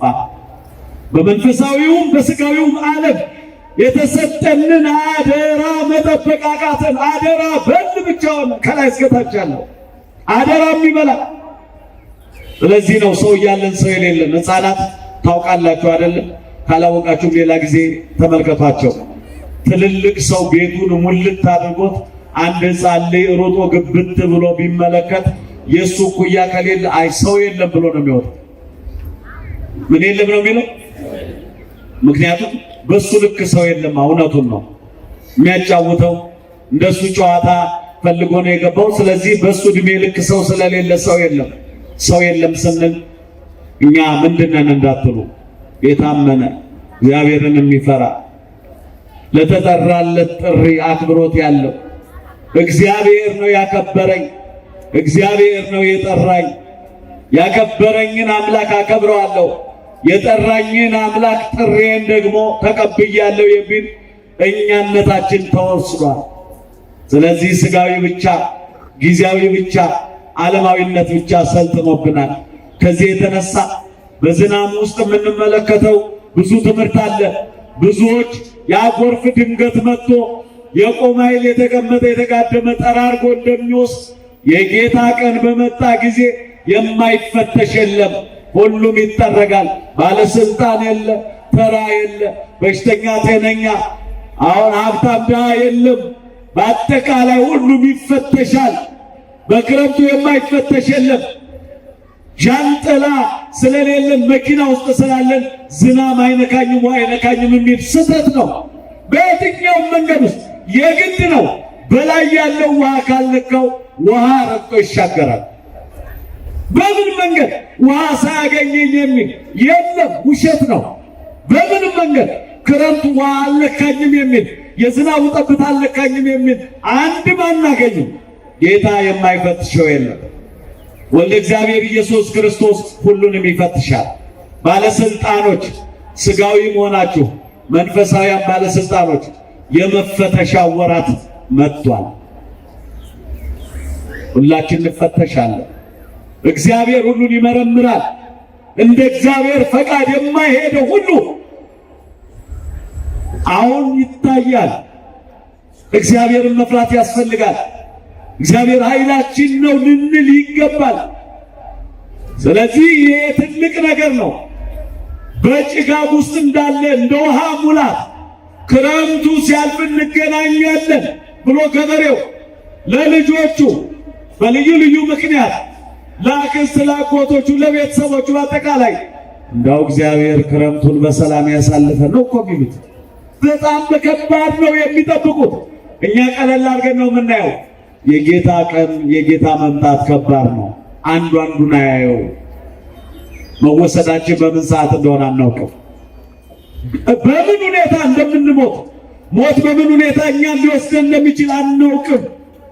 በምን ሰዓት ድንገት ከቤተሰባችን እንደምንለይ አናውቅም። በምን ሰዓት ከስራ እንደማንኖር የምንኩራራበት ወንበር በምን ሰዓት እንደሚነሳ አናውቅም። የምንመካበት ገንዘብ በምን ሰዓት ባዶ እንደሚሆን አናውቅም። ስለዚህ ምንድን ነው ተዘጋጅቶ መጠበቅ። እንደ ገበሬው ክረምቱ የጌታ መምጣት ተዘጋጅቶ መጠበቅ። ስልጣንም ቢሆን የሰጠኝ አንተ ነህ፣ ዘላለማዊ አይደለም፣ እኔም ዘላለማዊ አይደለሁ። ገንዘብም ቢሆን ዘላለማዊ አይደለም፣ እኔም ዘላለማዊ አይደለሁ። ምንም ነገር በዚህ ዓለም ያለ ነገር ሁሉ ዘላለማዊ አይደለም፣ ሁሉም ያልፋል። ይህ ክረምት እንደሚያልፍ ያን ጊዜ ሁሉን ነገር ፈጽሞ ይወስዳቸዋል ወደሱ። እንደ ገበሬው አስቀድሞ ክረምቱ ይመጣል ብሎ መዘጋጀት ተገቢ ነው። እኔ አልሞትም ብሎ የተዘጋጀ ሰው ካለ ተሳስቷል። ለእኔ አይጎድልብኝም ካለ ተሳስቷል። እኔ ጋር ሌሎች የደረሰው መከራ አይደርስም ብሎ የተመቻቸ ሰው ነገሩን የረሳ ሰው ካለ ተሳስቷል። ሌሎች ያለቀሱት እንባ የኔ ነው ማለት አለብን። የሌሎች ስደት የኔ ነው ማለት አለብን። የሌሎች ረሃብ የኔ ነው ማለት አለብን። የሌሎች መከፋት የኔ ነው ማለት አለብን። የሌሎች ሞት የኔ ነው ማለት አለብን። ይሄ ነው ክርስትና የሚያዘው። ክረምት ሁሉን እንደሚዳስስ የጌታ ቀን የኢየሱስ ክርስቶስ የመጨረሻው ጊዜ ሁሉን ይመለከታል። ስለዚህ ጨለማ ነው፣ ያ የመከራ ዘመን ጨለማ ነው። ግን በዚያ ውስጥ የሚበቅሉ ደግሞ አሉ። ይገርማል። በዚያ ውስጥ ግን የተዘራው ዘር ደግሞ አረንጓዴ ሆኖ ምድርን ውብ ያደርጋታል። መልካሞቹ ግን በዚያ በመከራው ውስጥ ይለመልማሉ። መልካሞቹ በደግነት የተዘሩት ምርጥ ዘር ሆነው ለእግዚአብሔር የተመረጡ ሆነው የተገኙት ግን በደረቁ ዓለም፣ ደረቅነት በበዛበት ዓለም፣ ልምላቤ በተለየው ዓለም፣ ፍቅር በተለየው ዓለም፣ ደግነት በተለየው ዓለም፣ መከባበር በተለየው ዓለም፣ ይቅርታ በተለየው ዓለም፣ እውነትና ሕይወትነት በተለየው ዓለም የዚህ ጸጋ የሚሰጣቸው ለምለም ሰዎች አሉ። ስለዚህ እነዚያ ለምለም ሰዎች በክረምት ለምሳሌ የሚለመልሙ አሉ። ክረምት ለምልመው በጋ ደግሞ መለምለም የማይችሉ በጋ ላይ ቅጠል የሌላቸው የሚደርቁ አሉ። በጋ ላይ የሚለመልሙ ደግሞ በጋ ላይ ደግሞ ፍሬያቸው ደግሞ የማይኖር በጋ ለምልመው ክረምት የሚደርቁ ክረምት ለምልመው በጋ የሚደርቁ የተለያዩ አሉ። ክረምት አፍርተው በጋ ላይ ፍሬ የሌላቸው በጋ ላይ የሚያፈሩ ክረምት ላይ ደግሞ ፍሬ የሚለያቸው አሉ። በክርስትናችን ውስጥ ያለውን ነገር ያሳያል። በመከራው ዘመን ውስጥ ተፈትነው የሚያልፉ ክርስቲያኖች አሉ። ክረምቱ ማለት ይሄ ነው። በመከራው ዘመን ውስጥ ተፈትነው የሚያልፉ በገንዘባቸው፣ በስልጣናቸው፣ በጊዜያዊው ነገራቸው የማይመኩ ይህንን አደገኛ ጊዜ የመለያየቱን ጊዜ በትዕግስት በመንፈሳዊ ጥበብ በጸሎት በበጎነት በርኅራኄ የሚሻገሩ አስተዋዮች አሉ። ይህ ክረምት የመከራው ጊዜ ነው። በበጋው በተደላደለ ጊዜ ደግሞ እኛ ምንም ችግር የለብንም ብለው አመፃን የማያደርጉ እንደው ስልጣን አገኘን፣ እንደው ገንዘብ አገኘን፣ እንደው አሁን እኔ ቤተሰቦቼ እንደዚህ ናቸው ነገሮች ተመቻቹልኝ ብሎ ደግሞ ምንም የማያደርግ እግዚአብሔር ነው የሰጠኝ፣ ስልጣኔም የእግዚአብሔር ነው፣ ገንዘቤም የእግዚአብሔር ነው፣ ሁሉ ነገር የእግዚአብሔር ነው ደግሞ የሚሉ አሉ። ተመቸኝም አይሉ ደግሞ በክረምትም በበጋም የማያፈሩ ደግሞ የማይለመልሙ ደግሞ አሉ። ይገርማል። በሁለቱም ዓለም ፍሬ የሌላቸው በክረምት በመከራው ዘመንም ተፈትነው በፈተና ይወድቃሉ። ሲመቻቸው ደግሞ ደህና ዘመን በሚባለውም ጊዜ ደግሞ መልካምነት የላቸው፣ ደግነት ከእስከ የሌላቸው ለዘመናት ለደግነት እንዳልተፈጠሩ ራሳቸውን የሚናገሩ በጣም ብዙዎች ናቸው። ነገር ግን በክረምቱም ፍሬያማ የሚሆኑ በበጋውም የሚያፈሩ በክረምቱም ለምለም በበጋውም ለምለም የሚሆኑ ደጎች አሉ። ሁልጊዜ ለእግዚአብሔር የተመቹ። እግዚአብሔር እንዲህ አይነቱን ጸጋ ይስጠን። በመከራው ዘመን መልካሞች፣ ደግ በሆነው ዘመንም መልካሞች። መልካምነታችን ገንዘብ የማይለውጠው። ገንዘብ ስናጣ ክርስቲያን፣ ገንዘብ ስናገኝ አይዛብ፣ ስልጣን ስናጣ ደጎች፣ ስናገኝ አመፀኞች ከመሆን እግዚአብሔር ይሰውረን። ሁል ጊዜ እግዚአብሔር አይለወጥም። እግዚአብሔር ይለወጣል? ይለወጣል? እግዚአብሔር አይለወጥም። ስለዚህ የማይለወጠው የክርስትናው ሕይወት እኛ ላይ አለ። ክርስቲያን የሚለው ነገር አይለወጥም። ይሄ ክርስቲያን የሚለው ስም ደግሞ የንግድ ምልክት አይደለም፣ የሕይወት ምልክት ነው። እርሱም ክርስቶስ ነው። ክርስቲያን የሚለው ስም የኢየሱስ ክርስቶስ ስም ነው። ስለዚህ ይሄ ምልክት የሕይወት ምልክት ነው። በመከራው ዘመን የምንሻገርበት ምልክት ነው። የኢየሱስ ክርስቶስ ስም ከስሞች በላይ ነው። ብዙ ስም ያላቸው ነገስታት፣ ዝና ያላቸው ነገስታት ዓለም ላይ አሉ። ስማቸው ግን መድኃኒቱን አያውቅም። ስማቸው በረከቱን አያውቅም። ስማቸው ውር እንዴ የሚያደርግ ስም የላቸው። ድውይ የሚፈውስ አይደለም። ስማቸው ረሃብን የሚያጠግብ አይደለም። የተጠሙትን የሚያረካ አይደለም። የኢየሱስ ክርስቶስ ስም ግን መድኃኔ ዓለም ነው። ክብር ምስጋና ለስሙ ይሁን። ክብር ምስጋና ለስሙ ይሁን። መድኃኔ ዓለም እኮ የግብር ስም ነው። በነገራችን ላይ ይሄ ታቦት የኢየሱስ ክርስቶስ ታቦት ነው። የማን ታቦት ነው? መድኃኔ ዓለም ማለት ምን ማለት ነው? የዓለም መድኃኒት። መድኃኔ ዓለም ማለት ምን ማለት ነው? እስኪ መልሱልኝ። ምን ማለት ነው? የዓለም መድኃኒት ማን ነው? ኢየሱስ ክርስቶስ በሉ። የዓለም መድኃኒት ማን ነው? ኧረ በደንብ ጥሩት። የዓለም መድኃኒት ማን ነው? የዓለም እስራት መፈቻ ማን ነው? ክብር ምስጋና ለስሙ ይሁን። አባ ጊዮርጊስ ዘጋስጫ ኢትዮጵያዊ አንድ ነገር ተናገረ ስለ ኢየሱስ ክርስቶስ። ሞገስነ ወክብርነ ቀርነ መድኃኒቱ ውእቱ ኢየሱስ ክርስቶስ። እንደው የስልጣናችን የከፍታችን የመወደዳችን ምስጢር፣ የከፍታችን ምስጢር፣ የሀብታችን ምስጢር፣ የስልጣናችን ጫፍ፣ የእውቀታችን ጫፍ ሁለንተና ኢየሱስ ክርስቶስ ማለት። ክብር ለስሙ ይሁን። ክብር ለስሙ ይሁን። ኢየሱስ ክርስቶስ ይሄ ነው የቤተ ክርስቲያኗ ትምህርት፣ ኢየሱስ ክርስቶስ። ስለዚህ ከዚህ የተነሳ ኢየሱስ ክርስቶስን ተዘጋጅቶ መጠበቅ ነው የክረምቱ ምስጢር። ዕለተ ምጽአትን የምንጠብቀው የኢየሱስ ክርስቶስን መምጣት ነው። ሲመጣ ልክ አሁን ባየነው መንገድ ነው።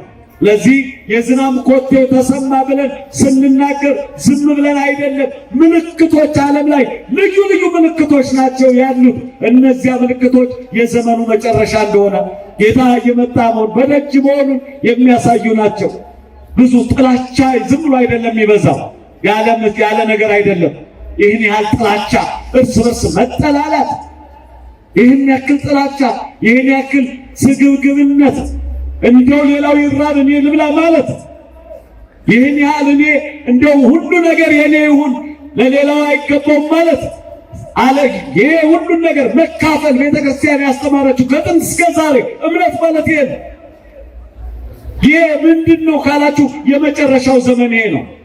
በየቦታው ምልክት ምንም ነገር ሶሻል ሚዲያውን ማየት እንችላለን፣ በየመንገዳችን ማየት እንችላለን።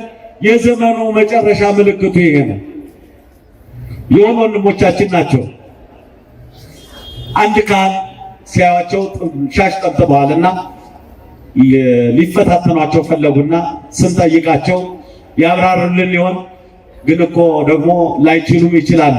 ለማንኛውም እኛ መጽሐፍ ቅዱስ ስለምናነብ ቄሶቹ ደግሞ አያነቡም ብለው ጥያቄ ተቀረቡላቸው። ምን ብለው? ደህና አደሩ አባ አሏቸው። እግዚአብሔር ይመስገን አንድ ጥያቄ ነበረን አሏቸው። እንግዲህ እነንቶኔ ምናምን በሏቸው፣ በፈለጋችሁ ጥሯቸው። ከዚያ የዘመኑ መጨረሻ ምልክቱ ምንድነው ብለው ጠየቁ። ይሄ ደቀ መዛሙርቱ ጥያቄ ነው።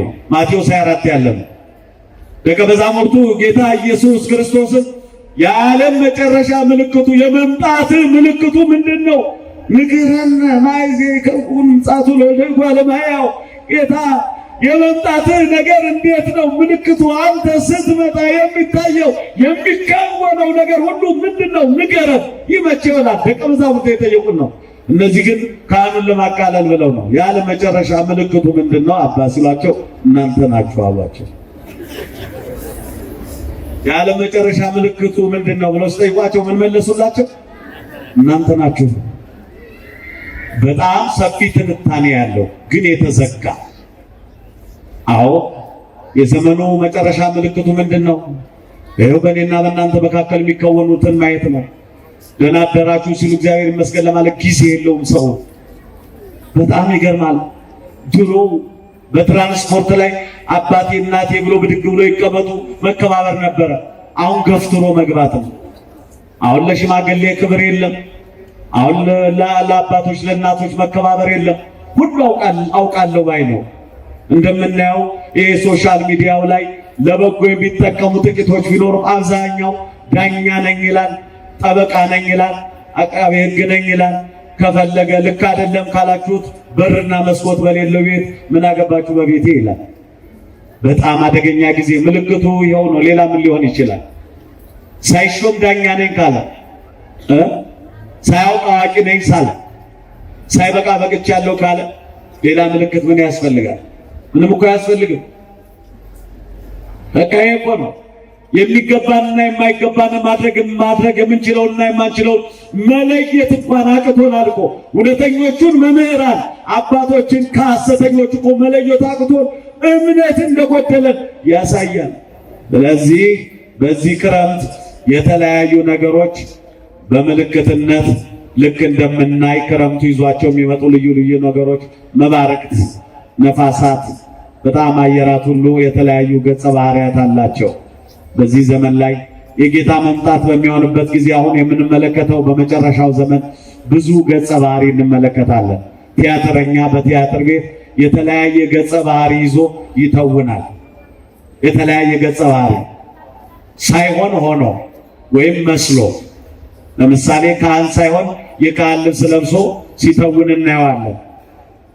ጳጳስ ሳይሆን የጳጳሱን አስኬማ አድርጎ ወይም ልብስ ለብሶ እንደው በትረ ሙሴውን ወይም አርዌ በትር የሚባለውን እሱን ነገር ይዞ እንደው ጳጳስ ሆኖ በቲያትሩ ላይ ይተውናል። ይሄ ዓለም ላይ አሁን የምንመለከተው የኔና የናንተ ሕይወት ነው። የዓለም መጨረሻ ምልክቱ እንደመጣ የምናውቀው ሁሉ አለ እያለ ሁሉ አውቅ ያለው ነው የሚለው። በጸጋ የከበሩትን አባቶች በጸሎት ያደጉትን አባቶች ማክበር አልቻልንም፣ መለየትም አልቻልንም፣ ማወቅ አልቻልንም። አዋቂዎቹን ማወቅ አልቻልንም። ሁሉ አዋቂ ነኝ ይላል፣ ሁሉ በቅቻለሁ ብሏል። ለመለየት እንድንችል ወደ ብርሃኑ ያሻግረን፣ ወደ ብርሃኑ ያሻግረን። ስለዚህ ክረምቱ ይህን ነገር ይዞ ይመጣል። ግን በዚያ ላይ ደግሞ የተቀበረው በክረምቱ ይለመልማል፣ ይደምቃል። አንገቱን ደፍቶ የሚኖር የሚጸልይ አፈር የለበሰ የሚመስል ወድቆ የማይነሳ የሚመስል ደይቶ የማያገኝ የሚመስል እንደው ሌላ ሹመት ተርታ የማያገኝ የሚመስል ግን ተዘጋጅቷል ሊነሳ። እግዚአብሔር ታላቅ ነው። የተቀበረው እንደሚነሳ እንደሚለመልም ድርቀታችን እግዚአብሔር በመጣ ጊዜ ይለመልማል። ጌታ በመጣ ጊዜ ማጣታችን ያገኛል። ጌታ በመጣ ጊዜ ሐሰተኞች ከእውነተኞች ይለያሉ። ጌታ በመጣ ጊዜ ጨለማው ይገፈፋል። የብርሃን ጊዜ ይመጣል። ኢየሱስ ክርስቶስ በመጣ ጊዜ እስር ውስጥ ያደረጉን ክፉ መናፍስት ከኛ አይደለም እኛ አጠገብ በኛ ዙሪያ አይደርሱም። ክብር ለስሙ ይሁን፣ ክብር ለስሙ ይሁን። ስለዚህ ጌታ ኢየሱስ ክርስቶስን መጠበቅ ግድ ይላል። አሁን የምንጠብቅበት ጊዜ ነው። የምንጠብቀው ደግሞ ግራ ቀኝ በሁላችን ላይ በመንገዳችን ላይ ብዙ ምልክቶች አሉ። የማይታዘዙ ሰዎች ይበዛሉ። በጉልበታቸው የሚመኩ ይበዛሉ። በስልጣናቸው የሚመኩ ይበዛሉ። በገንዘባቸው የሚመኩ ይበዛሉ። ሁሉም ግን ወደ ምድር ያልፋል፣ ይቀበራል። ከዚህ መማር ነው እና በዚህ ጊዜ ደግሞ የሚለዩ ነገሮች አሉ። ራሳቸው የተዘራው ያው ነው የሚበቅለው። አሁን አስቀድሞ ገበሬው ስንዴ ካስቀመጠ ጤፍ ለዘር ብሎ ካስቀመጠ የሚበቅለው የሚመለስለት እርሱ ነው። የዘራ ነው ያው ተመልሶ ይበቅላል። ያልዘራ ነው አይበቅልም። የጌታ መምጣትም እንደዚህ ነው። በክረምቱ የዘራ ነው እንደሚበቅል፣ በክረምቱ የዘራ ነው በቅሎ አድጎ ጎምርቶ ወይም ለምልሞ አብቦ እንደሚያፈራ የዘራ ነው ክፋት ተመልሶ ያገኘናል። ያልዘራ ነው። አሁን ብዙ ሰዎች ለኔ ይገባኛል የሚሉ ሰዎች አሉ። ከበድ ያለ ነገር ሲገጥማቸው ግን እኔ ምን ዘርቼ ነው ምን ሰርቼ ነበር ብለን ጠይቀን አናውቅም። እኔ ምን አድርጌ ነው ብለን ራሳችን መጠየቅ ነው። የዘራነው ክፋት ተመልሶ ይጠብቀናል። አሁን ከዚህ መማር ነው፣ ክፋትን አለመዝራት፣ ለልጆቻችን ለልጆቻችን ክፉ አለማቆየት። መለያየትን አሁን እያተረፍንላቸው ነው። ጥላቻን እያቆየንላቸው እየዘራንላቸው ነው። ቋንቋ መግባቢያ ነው። ከመግባቢያነት ያለፈ አምልኮት ሊሆን አይችልም። በእርግጥ ቋንቋ በአንድ ወቅት እግዚአብሔር የሰናዖር ምድር ላይ ያደረገው የመርገም ምልክት እንደሆነ ይሰማኛል። ምክንያቱም ምድር ሁሉ በአንድ ቋንቋ ነበረች። ነገር ግን ሰዎች ለእግዚአብሔር አልታዘዝ ብለው አብ ወልድ መንፈስ ቅዱስን በመካድ ረብ የሌለው ማይጠቅም ነገር ሲሰሩ እግዚአብሔር ስላገኛቸው ቋንቋቸውን እንደባልቀውና ያንዱን ነገር አንዱ እንዳይሰማው እናደርጋለን። እግዚአብሔር ያንዱን ነገር አንዱ እንዳይሰማው ጭቃ ሲለው ድንጋይ ሲለው ውሃ ሊያቀብል እንዲሆኖ ምንም የሚገነባ ነገር የለም። ያንዱን ነገር አንዱ ሊሰማ አልቻለም። አሁን ተውት። አማርኛ፣ ትግርኛ፣ ኦሮምኛ፣ ጉራግኛ፣ አደኛ፣ ከምባተኛ ወዘተ ብዙ አይነት ቋንቋ፣ ወላይተኛ፣ ጋሞኛ፣ ብዙ ነገር። ኢትዮጵያ ውብ ነገር ነው ያለ፣ ውብ ነው ይሄ። ሁሉንም ቋንቋ ብናውቀው ጥሩ ነበረ። ግን ደግሞ የሚገርመው ነገር አንዱን አይሰማው። ተውት ይቅር። አማርኛ ተናጋሪው ጋር መግባባት አልቻለም። የሚገርመው ሌላው ተውት። አማርኛ የሚናገር አማርኛ ከሚናገረው ጋር ካልተግባባ፣ ትግርኛ የሚናገረው ትግርኛ ከሚናገረው ጋር ካልተግባባ፣ ኦሮምኛ የሚናገረው ከኦሮምኛ ተናጋሪው ጋር ካልተግባባ ችግር አለ ማለት ነው። ጉራግኛ የሚናገረው ጉራግኛ ከሚናገረው ካልተግባባ ችግር አለ። ይህ የመጨረሻው ዘመን ምልክት ነው፣ ያለ መግባባት ውጤት። ስለዚህ ጌታ በአዲስ ኪዳን ዘመን በዘመነ ሐዋርያት ይህንን ቋንቋ አደሰው፣ ያለ መግባባትን ወደ መግባባት ቀየረው። ለደቀ መዛሙርቱ ያንን አንዱ ያንዱን ነገር እንዳይሰማው እናድርግ ብሎ እግዚአብሔር አንዱ ያንዱን ነገር እንዳይሰማው አድርጎ ነበር እግዚአብሔር። ነገር ግን በአዲስ ኪዳን ዘመን በዘመነ ሐዋርያት አሁን ባለንበት ጊዜ ጌታ መንፈስ ቅዱስ በጽርሐ ጽዮን በወረደ ጊዜ ለእያንዳንዱ አባት፣ ለእያንዳንዱ ወንድም፣ እናት፣ ሕፃናት ሳይቀር በጽርሐ ጽዮን አዳራሽ ላይ ለተገኙት በሙሉ ቋንቋ ተሰጥቷል። በተለይም ለሐዋርያት 71 ቋንቋ ተሰጥቷቸዋል። ዓለምን በሙሉ የሚግባቡበት። ዛሬ የሰለጠነው ዓለም ላይ ስብሰባ ላይ በየቋንቋቸው ነው የሚናገሩት። እኛንን የምናፍረው የጥንቶቹ መሪዎች እውነት ለመናገር መቼም የእናንተ ነገር ምንም ሲነሳ ከምንም ጋር ልታዋሩ ትችላላችሁ። እሱ አይደለም ግን የኢትዮጵያ መሪዎች ቋንቋቸውን አያፍሩበትም። ቁጭ ብለው ተናግረው እውቀቱ እያላቸው ብዙ ቋንቋ መናገር የአዋቂነት ምልክት አይደለም። ማወቅ ግን በጣም ጥሩ ነው፣ ያስፈልጋል፣ መግባባት ስለሚያስፈልግ። ስለዚህ ቁጭ ብለው እየተናገሩ አሁን ሌሎቹ ሀገሮች በቋንቋቸው እየተናገሩ እንዲተረጉምላቸው ነው የሚፈልጉት እንጂ እንደው ሌላ አዋቂ ነን ብለው ለመናገር አይሞክሩ። ስለዚህ ምንድነው የሚደረገው? አንድ ቋንቋ እዚህ ያለው ሲናገር በእያንዳንዱ ሰው እዚያ ሴኔት ወይም የፓርላሜንቱ ስርዓት ውስጥ ሁሉም በየኤርፎን አድርጎ የሚሰማው በየቋንቋው ሊደርስ ትራንስሌት ያደርግላቸዋል ማለት ነው። ያ የሐዋርያት ዘመን ነው።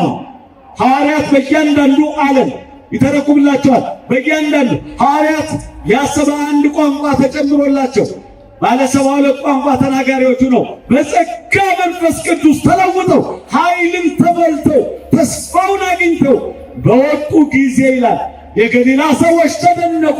ምን አይነት ቋንቋ! እያንዳንዱ ቋንቋችን እኮ ነው የሚናገረው አንድ ቋንቋ ነው። ነገር ግን በሁሉም ዘንድ ደረሰ። ክብር ምስጋና ለኢየሱስ ክርስቶስ ይሁን። የእግዚአብሔር መንፈስ ቅዱስ የሰራውን ተመልከቱ። የመንፈስ ቅዱስ ሥራ ነው። ደግሞ ጠብቁት ያለው ይህን ተስፋ ነው። ያ ቋንቋ ተቀይሮ አሁን ዓለም እንዲግባባበት ነው። ግን ያሳዝናል፣ ግን ያስለቅሳል። በእውነት አሁን ተለያይተናል። አንዱ ቋንቋ ከፍ አንዱ ዝቅ ብሎ እንደሱ አይደለም። እውነት ለመናገር በቀደሙ ሰዎች በጣም አዝናለሁ። ቢያስተምሩን ጥሩ ነበር። ሁሉንም ቋንቋ ባወቅነው ደስ ይል ነበር። እንዲህ መጣም ብለን ግን መቻወቅንኛ። እግዚአብሔር የመከራውን ዘመን ያሻግረን፣ የመከራውን ዘመን ያሻግረን፣ ከመለያየት ይሰውረን። በአንድ ቋንቋ በአንድ መንፈስ ቤተክርስቲያን አንድ በር ነው ያላት። ያ በር ምናልባት ፊት የምንገባበት የካህናት በር የሚባል ነው ያላት። ያ በር የወንዶች በር የሚባል ነው ያላት። ያ በር የሴቶች በር የሚባል ነው ያላት። ከዚያ ውጭ ግን የብሔር ብሔረሰቦች በር የላትም። አላት እንዴ? አላት? አያ ይሄን ሁሉ ቋንቋ እንደማስተናገድ በር አይደለም። መስኮት ብንሰራ ራሱ የለም፣ ስፍራም የለንም። አንዲት ቤተክርስቲያን፣ አንድ እግዚአብሔር፣ አንድ ክርስትና፣ በሰውነትም አንድ የሰው ልጅ እንዴት ብለን ማመን ያቅተናል? እግዚአብሔር ማስተዋሉን ይመልስልን። ይሄ የመጨረሻው ዘመን ምልክት ነው። ክረምቱ እንደከበደ በዚህ እናውቃለን። ስለዚህ የዘራነው ይመለሳል። የሰራነው ክፋት፣ ያስቀመጥነው ጥላቻ፣ ያስቀመጥነው ግድያ፣ ያስቀመጥነው አሳዳጅ ሰዶ ማሳደድ ተመልሶ ይመጣል። እንዳይመጣብን አሁን እናቆመው። ይብቃል። በቃ የሞቱት ሞተዋል፣ የተሰደዱት ተሰደዋል። በመከራ ውስጥ ያሉትን ከመከራ ነፃው ያውጣቸው፣ የተሰደዱትን ይመልሳቸው። እግዚአብሔር አዲስ ልብ ይስጠን። ምን ያድርገን? እግዚአብሔር አዲስ ልብ ይስጠን። እንደ ነቢዩ እንደ ሕዝቅኤል የድንጋይ ልብን ወደዚያ በልና የሥጋ ልብ ስጠኝ። እግዚአብሔር የሥጋ ልብ ይመልስልን። የሥጋ ልብ ይስጠን። የሚራራ የሥጋ ልብ ከሆነ ይራራል። የሥጋ ልብ ከሆነ ያዝናል። የሥጋ ልብ ከሆነ ያ ረሃብ የኔ ረሃብ ነው ይላል፣ ያ እንባ የኔ እንባ ነው ይላል። ድንጋይ ልብ ከሆነ ግን ሁሉንም አያውቀው። ከዚህ የተነሳ ክረምቱ ሰፊ ነገር አስተምሯል። የተዘራው ይመለሳል አይተናል። በእምነት መዝራት፣ በእምነት የሰራነው ይመለሳል። አይዟችሁ። በእምነት ካደረግነው፣ በእምነት የጸለይ ዋጋ ቢሶች አይደለንም። በእምነት እያደረግን እየጾም ዋጋ ቢሶች አይደለንም። በእምነት የምናደርገው መንፈሳዊ አገልግሎታችን በጠቅላላ ዋጋ አለው። እንደ ገበሬው በእምነት ጸለየ። እንደው ቢያደርግልኝ ጥሩ ነበር። ይኸው እንግዲህ ነግሬዋለሁ። ለመድኃኒዓለም የሚሆነው እንደው ይሁን አይሁን እንግዲህ እንደው እስኪ እየጠበኩ ነው አትበሉ። በቃ አደራውን ሰጥቶ መሄድ ብቻ ነው። እንደ ገበሬው መሬት ላይ ዘርቶ ወደ ቤቱ ገብቶ እንደተኛ እግዚአብሔር ሆይ እባክህ ጌታዬ ኢየሱስ ክርስቶስ መድኃኒዓለም፣ ኢየሱስ ክርስቶስ መመኪያዬ፣ አለኝታዬ፣ ክብሬ፣ ሞገሴ አደራውን ላንተ ትቻለሁ። አንተ ትችላለህ በሉት። አንተ ትችላለህ። የጎደለውን አንተ ትሞላለህ። ያጣሁትን በአንተ ማግኘት እችላለሁ ብላችሁ ጸሎታችሁን በእምነት ጥላችሁ ይሄዱ። ሁሉ ነገር ይከናወናል። ክብር ለስሙ ይሁን። ሁሉ ነገር ይከናወናል። አይዟችሁ። ስለዚህ እንደዚያ ገበሬ የዓመት ዝግጅት ለክረምቱ እንዳደረገ የመጨረሻው ዘመን እንዴት እንደሚመጣ በእኛ መካከል ስለማናው መዘጋጀት ግን ከኛ ይጠበቃል። መከባበር። ዝግጅቱ እኮ ሌላ አይደለም። ገበሬው ስንዴ በጎተራ የዘር ብሎ ነው ያስቀመጠው። እንደሱ አይደለም። እኛ መልካም ነገር በልባችን አስቀምጠን መልካም ነገር ለሰው መስራት ባለን ዘመን ዛሬ ምጽአተኛ ምናልባት ዛሬ 8ኛው ሺህ እንደዚህን ያህል 500 ዓመት ወዘተ 400 300 ዓመት ቀረው እንደሱ እንዳትሉ። ዛሬ የሚሞት ሰው ለተምጽአቱ ያ ሰው ዛሬ ብቻ ነው። በቃ አለቀ። ስለዚህ መዘጋጀት ነው። እንድንዘጋጅ እግዚአብሔር ይርዳን።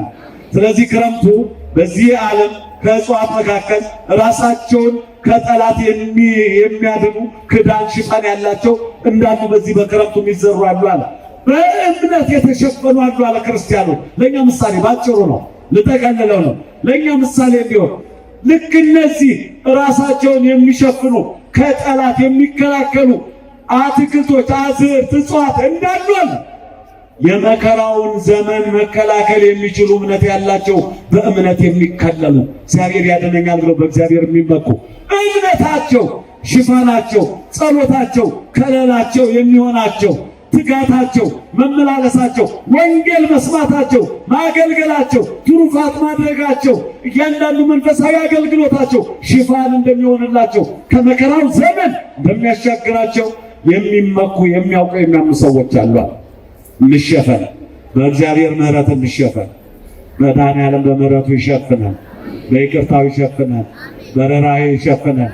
ያን ጊዜ እነዚያ የተሸፈኑት አዝርዕት፣ እጽዋት፣ አትክልት አዋፈ ሰማይ ማያገኛቸው እንደው ሌላ ማውሪያ ያገኛቸው ይገርማቸዋል። በቆላውን ስንለው ሽፋኑ ብዙ ነው። ሌሎችም ሽፋን ያላቸው አሉ አይደል እንዴ? ሽፋን ያላቸው እኮ በጣም ብዙ ናቸው። ባቄላም ሽፋን አለ። ሽፋን የሌለው የለም እኮ። አብዛኛዎቹ ሽፋን አላቸው። ደግሞ ድርብርብ ያለ ሽፋን ያላቸው፣ ድርብርብ ያለ ክብር ያላቸው በእግዚአብሔር ምሕረት የተሸፈኑ በአገልግሎታቸው፣ በጸሎታቸው፣ በመንፈሳዊ ተጋድሏቸው ከመከራው ዘመን የተሸፈኑ በጣም ብዙዎች ናቸው። ልክ እንደዚህ እንደምናየው ከነዚህ በክረምቱ እንማራለን። ሌላው መከላከያ ያላቸው ዛሬ በዚህ ዓለም ምግባር ትሩፋት ሰርተው እንዳልሰሩ የማንጠቅም አገልጋዮች ነን ብለው ራሳቸውን ዝቅ አድርገው እግዚአብሔር በምሕረቱ የሚከልላቸው የሚያድናቸው ከመከራው ዘመን የሚያሻግራቸው በረሃብ ፋንታ ጥጋብ፣ በጭቅጭቅ በጥላቻ ፈንታ ፍቅርንና ሰላምን የሚሰጣቸው ብዙዎች ናቸው አለ። እግዚአብሔር የዚያ ጸጋ የዚህ በረከት ተካፋዮች ያድርገን። አሁን መከላከያ ሲኖረን አዋፈ ሰማይ አይበረቱብንም ማለት ነው። መከላከያ ሲኖራቸው እነዚህ በሽፋን ተሸፍነው ያሉ እጽዋት፣ አትክልት አዋፈ ሰማይ አያጠቋቸውም። አዋፈ ሰማይ አጋንንት በእኛ ላይ መንፈሳዊው ጋሻ በእኔና በእናንተ ውስጥ ሲኖር ጸሎት ይከላከልልናል። የኢየሱስ ክርስቶስ ስም ከለላችን ነው። ስሙ የተመሰገነ ይሁን። የኢየሱስ ክርስቶስ ስም መድኃኒታችን ነው። ስሙ የተመሰገነ ይሁን። ጎዳናችን ነው። እኔ ሕይወትም መንገድም ብርሃንም እኔ ነኝ ሲል ዝም ብሎ አይደለም፣ ከለላችን ነው። የመከራውን ዘመን በስሙ ለመሻገር የችግሩን ጊዜ በስሙ ለመሻገር በጸሎት እንድንከለል አዋፈ ሰማይ ክፉዎች በክፋት እየሮጡ ያሉ በክፋት እያንዣበቡ ያሉ በጥላቻ እያንዣበቡ ያሉ ክፉዎች እንዲሸፍነን እግዚአብሔርን መማጸን የኛ ድርሻ ነው። ልክ አዋፈ ሰማይ ያን የተሸፈነ በቆሎ ወይም ሌላ ነገር እንደማያገኙት ሲያገኙት ሽፋን ብዙ ስለሆነ እግዚአብሔር ምሕረቱን አብዝቶ በምሕረቱ ይሸፍነን። እንደው ከመከራው ዘመን ያሻግረን። ልክ እንደዚህ ደስ እንደምትል ፀሐይ ደስ የሚያሰኘውን የብርሃን ዘመን ያምጣልን፣ የፍቅሩን ዘመን ያምጣልን። እንዲህ አይነት ነገሮች አሉ። በመጨረሻው ላይ የምናነሳው ክረምቱን እንደ ክረምት የኦሪት ምሳሌ ነው ይላል። ልደመድም ነው። ክረምት የኦሪት ምሳሌ ነው፣ በጋ ደግሞ የወንጌል ምሳሌ ነው ይላል። ወይም ደግሞ በዚህ በክረምቱ ብሉይ ኪዳንን የምናይበት ደግሞ በዚህ በበጋው አዲስ ኪዳንን የምናይበት ነው። በክረምት ቅጠል እንጂ ፍሬ እንደሌለ አሁን ደግሞ በኦሪትም ተስፋ እንጂ ሀብተ ስርየት አልነበረም አለ። ሀብተ ስርየት በአዲስ ኪዳን ነው የተሰጠው። ያ የነበረው የእንስሳ ደም የሚያድን አይደለም፣ ለጊዜው ስጋዊ ተስፋ የሚሰጥ ነው። ከስጋዊ ቁስለት የሚያድን ነው እንጂ መንፈሳዊውን ቁስል የሚፈውስ ኢየሱስ ክርስቶስ ለመስዋዕትነት ከቀረበ በኋላ ነው። ክብር ለስሙ ይሁን። ይሄ ነው የወንጌል ልዩነቱ። ይሄ ነው። ያ ቅጠል ተስፋ የነበረበት ነው። ወደ አዲስ ኪዳን የተሻገርንበት የብሉይ ኪዳን ሥርዓት ተስፋ ነው አለ። ልክ ደግሞ ያ ተስፋ ቅጠል እንጂ ፍሬ እንደሌለው አሁን በዚያ ዘመን የነበረው በኦሪት ተስፋ ነበረ፣ ስርየት አልነበረ። ድህነት ፈጽሞ የተሰጠው በወንጌል በኢየሱስ ክርስቶስ ስለሆነ ክብር ለስሙ ይሁን። ክብር ለስሙ ይሁን። እንስሳ መስዋዕታቸው ቀረ። የእንስሳት ደም የማያድን መሆኑ ታወጀ። ይህኛው በዚያ ሐጌ ምዕራፍ 9 ላይ ምን ይላል? ከፊተኛው ቤት ክብር ይልቅ የኋለኛው ቤት ክብር ይበልጣል። ኢየሱስ ክርስቶስ ለዘላለም ከሞት የምናመልጥበት። ያኛው ለስጋ ለጊዜያዊ ነው፣ ይሄ ግን በነፍስ ለዘላለም የሆነ ነው። ከዚህ የተነሳ በበጋ ፍሬ እንዲገኝ በወንጌልም በክርስቶስ ወንጌልም ነፃነት አለ፣ ስርየት አለ፣ ደህንነት አለ፣ ሙሉነት አለ፣ ብርሃናዊነት አለ። ክብር ምስጋና ለእግዚአብሔር ይሁን። ክብር ምስጋና ለእግዚአብሔር ይሁን። ክረምት ከባድ ነው። ክረምት ከባድ ነው። እንግዲህ እንዳነሳነው ጨለማ፣ ጉም የመሳሰለ ጎርፍ፣ ጭቃ፣ ዳር ይህ ዓመተ ፍዳ ዓመተ ኩነኔ ተብሎ የሚጠቀሰው ያኛውን ዘመን የጨለማውን ዘመን የጭንቁን ዘመን የመከራውን ዘመን የሰው ልጅ ተስፋ ያላደረገበትን ዘመን የሚመስል ነው አለ። ወንጌል ግን በበጋው የሚመስል በጋው ግን ክርስቶስ የተገኘበት ዓለም ጨለማው የራቀበት የተወገደበት የብርሃን ጊዜ የመዳን ጊዜ አሁን ተስፋውን የማግኘት ጊዜ የምስጋና የዝማሬ ጊዜ ነው አለ። እግዚአብሔር ይመስገን። ተመልከቱ እንግዲህ በዚህ በበጋ ዓመተ ምሕረት ተመስሏል። በጋው ክረምቱ ዓመተ ዓለም ዓመተ ፍዳ ዓመተ ኩነኔ ከተባለ የጨለማ ዘመን ነው ከተባለ በጋው ዓመተ ምሕረት ነው። ዓመተ ምሕረት ቁጥር አይደለም፣ እሱ ራሱ ኢየሱስ ክርስቶስ ነው። ክብር ለስሙ ይሁን። እሱ ራሱ ኢየሱስ ክርስቶስ ነው እያልኳችሁ እኮ ነው። ቁጥር አይደለም ዓመተ ምሕረት። የምሕረት ዘመን ማለት ራሱ ጌታ ነው፣ ኢየሱስ ክርስቶስ ነው። የምሕረት ዓመት ማለት እርሱ ነው። ቁጥሩ ሌላ ጉዳይ ነው ያለው። እንግዲህ ቆጣሪዎች ልክ እንደዚህ እንደ መብራት ኃይል እንደ ውሃ እንደተለያየ እንደሚቆጥሩት እነሱ ይቁጠሩ። እኔ ግን ቁጥሩ ሳይሆን ዓመተ ዓለም ዓመተ ፍዳ ዓመተ ኩነኔ የሚባለው ያ የጨለማ ያ የመርገም ምስጋና የሌለበት ሞት የሞት ሽታ በሰው ልጆች ላይ የሰለጠነበት የሞት ጥላ ጥሎበት የነበረ ሲሆን ዓመተ ምሕረት ግን ኢየሱስ ክርስቶስ የተገኘበት የምህረት ዘመን የምህረት ዓለም እሱ ራሱ የምህረት አባት የምህረት መምህር የምህረት ጌታ የተገኘበት ክብር ለስሙ ይሁን። ክብር ለስሙ ይሁን። ክረምት በዕለተ ምጽአት እንደተመሰለ እንዲሁ አይተናል። ክረምት ዘመነ ነቢያት ሆኖ አይተናል፣ ተረድተናል። ደግሞ በጋው ዘመነ ሐዋርያት ብዙ መከራ ተገኝቶ ምርትን የምንሰበስብበት የመከር ጊዜ ነው። አሁን እንግዲህ ክረምቱ ተዘጋጁ ብሎናል። የመከር ጊዜ ይሆናል። ጌታ በሚመጣበት ጊዜ ፍሬውን ከገለባ ይለያል። ያን ጊዜ ፍሬያማ ክርስቲያኖች እንዲሆን ቸሩ አምላክ ከሁላችን ጋር ይሁን። ቸሩ አምላክ ፍሬያማ ክርስቲያኖች ያድርገን። ስለዚህ ድምፀ ገሪሁ ለዝናም የዝናም ኮቴው ተሰማ ስንል የጌታን የመምጣት ነገር ቤተክርስቲያን ተዘጋጅተን እንድንጠብቅ ብዙ ምልክቶች የዓለም የመጨረሻው ጊዜ እንደሆነ የሚያሳይ ጊዜ እንደሆነ አስተምሮናል። ያስተማረን የመከረን አምላክ የተመሰገነ ይሁን። ዘመናችን